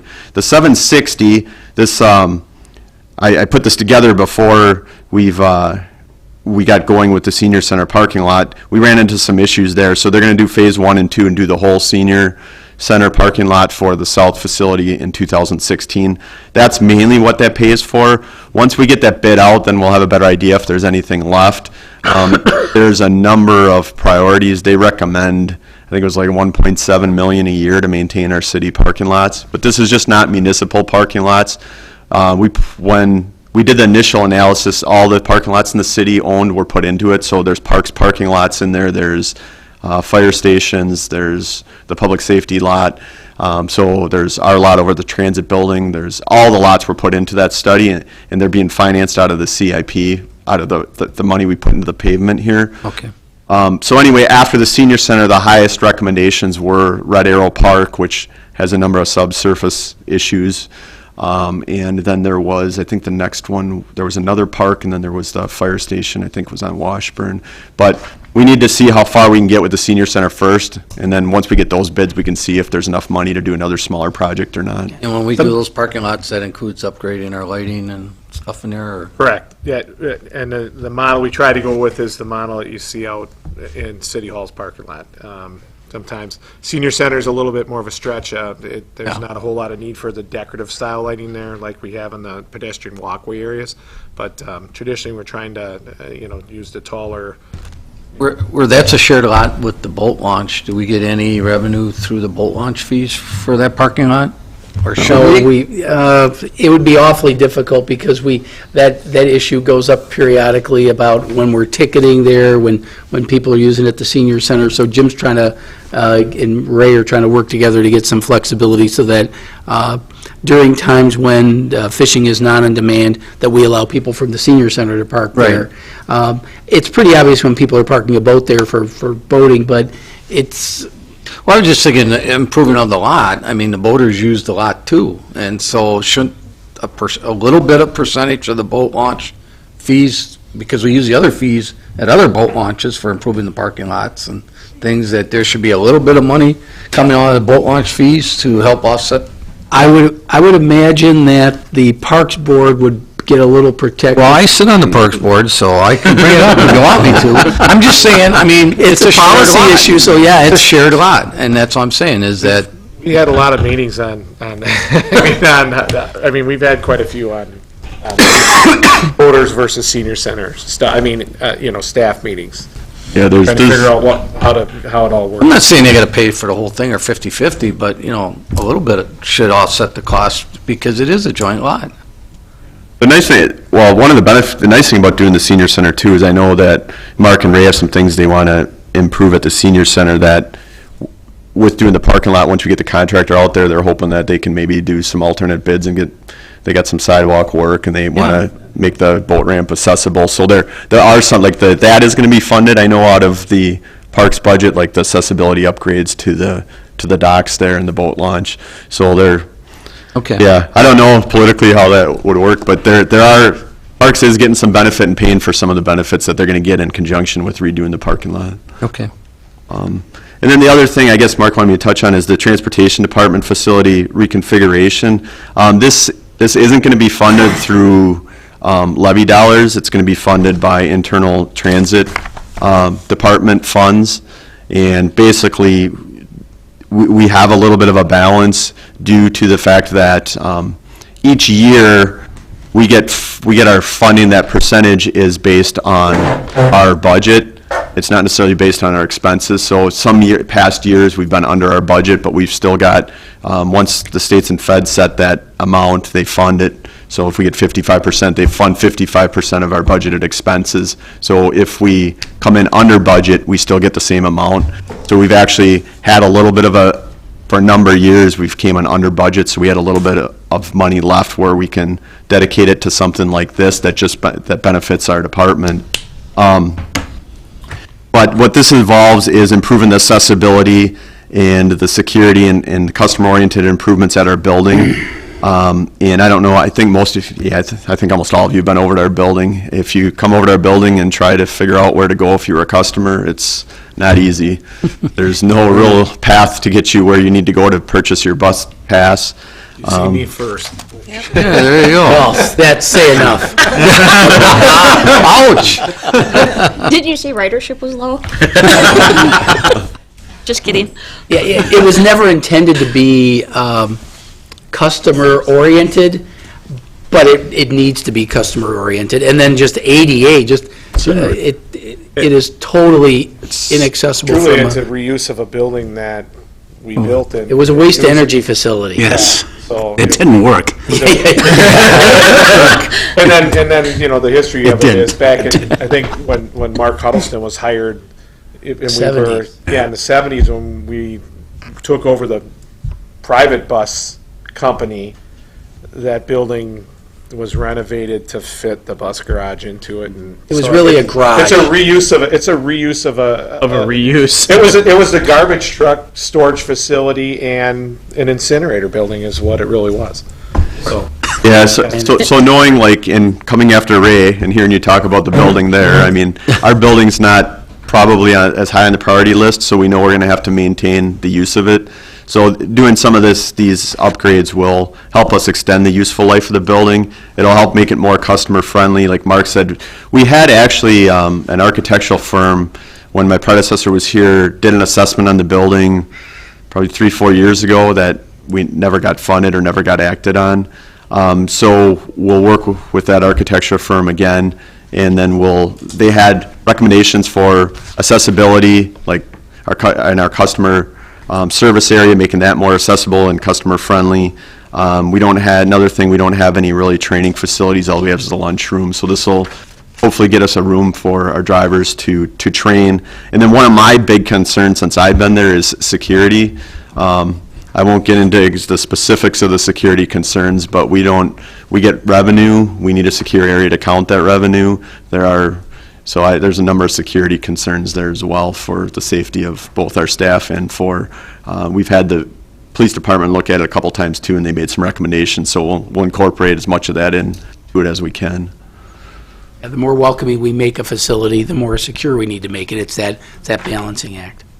Those are, but it's... I can help you with that. Yeah. The whole idea is to make it more accessible, and it's going to be funded with transportation dollars. With that, because the noon hour is upon us, page 43 is our major equipment, and there are 3 items under transportation. The first one is 3 buses to replace. We had a bunch of buses that were purchased in 2003, and we have a replacement schedule. This makes a big assumption on federal funding. That is a big gamble, and so if we don't have the federal funding, we're not going to be able to buy it. But Jim, what's the latest you can tell? Well, so I'll just, as you know probably from last year, we have 10 2003 buses. Those were purchased at a time when funding was available. Now those are at the end of their useful life. There's 12-year useful life on a heavy-duty bus. So this year, for instance, we did get awarded 1 this year. We were hoping for 2 or 3. We got 1. So the picture doesn't look too much better in the near future for that funding. So we'll continue to ask for them. That's another reason why our maintenance budgets are going up a little bit, because we are trying to extend the useful life by replacing radiators, replacing transmissions, some of those types of things. So this is wishful thinking that we'll be able to get funding for 3 of these. But we got 1 this year, which we probably won't take delivery till next year. We'll keep applying. If the reason we try to do it through funding is if we get capital funded through our grants, they fund 80%. So there's obviously a huge benefit to the city to doing it that way. So we'll see. There's statewide, the last couple years, there's just been just under $2 million available to our tier for capital purchases. Well, as you can imagine, a bus is about $500,000, so that gets statewide for our tier. That gets about 4 buses, and there's, I can't remember the exact number, but maybe 15 transit systems in that tier. So we'll keep trying. And then the utility truck, we have two trucks in the sign division. One of them was replaced this last year, and this one's a 1998. And what we'll be doing is we'll be replacing that with a 3/4 ton utility truck. We have a heavier duty truck now, but we'll downsize it to this because the truck that we bought this last year can do a lot of those functions. So, but having 2 trucks for the sign division with our 2-man crew allows us to, when they have 1-man jobs, they can both go out at the same time. And then in the seasonal, when we have our 2 college students, we send 1 with each full-time person, so we have 2 crews operating throughout the summer to get the street painting and the signs done. So that's a pretty old truck that's costing us a lot of maintenance. I think you just saw from the earlier discussion, anything we could do to make these crews more efficient is always in our best interest. And then you just want to touch on real quickly the scissors lift, and I think that's... Yeah, the scissors lift we bought used actually in '91, so it's been with us a long time. It's still operational, but it's time that we need to really replace it. It's a little bit, other departments borrow that quite often, and we do share that piece of equipment with other departments. It's a little bit short for some of the new things we would have to service at the new streets facility. So it just makes sense for us to try and get that replaced now. Again, normally when you see stuff that comes through that's for electric or for the electric division or street lighting, it's pretty neat. I put a lot of things off for a lot of years because I know the budget. So, but it's definitely time to get it replaced. So that concludes this capital improvement request for transportation and their whole budget, and we're only 6 minutes behind schedule. That's pretty good. That's pretty good. You said that. So, Mr. Mayor, I will make sure I get you a copy of that. But hang on to that, because I can borrow Trina's. You want to just get, I believe lunch here? Lunch, we'll check, but you want to take a break now? I think we're in good shape. I think so, too. Thank you. I brought both my copies. Oh, well then. So I don't know. No, I got to get a copy. Are these two the same or are they different? The date on the front, the one in your. This one's updated. That's what I've been going on. That's the one you want to use.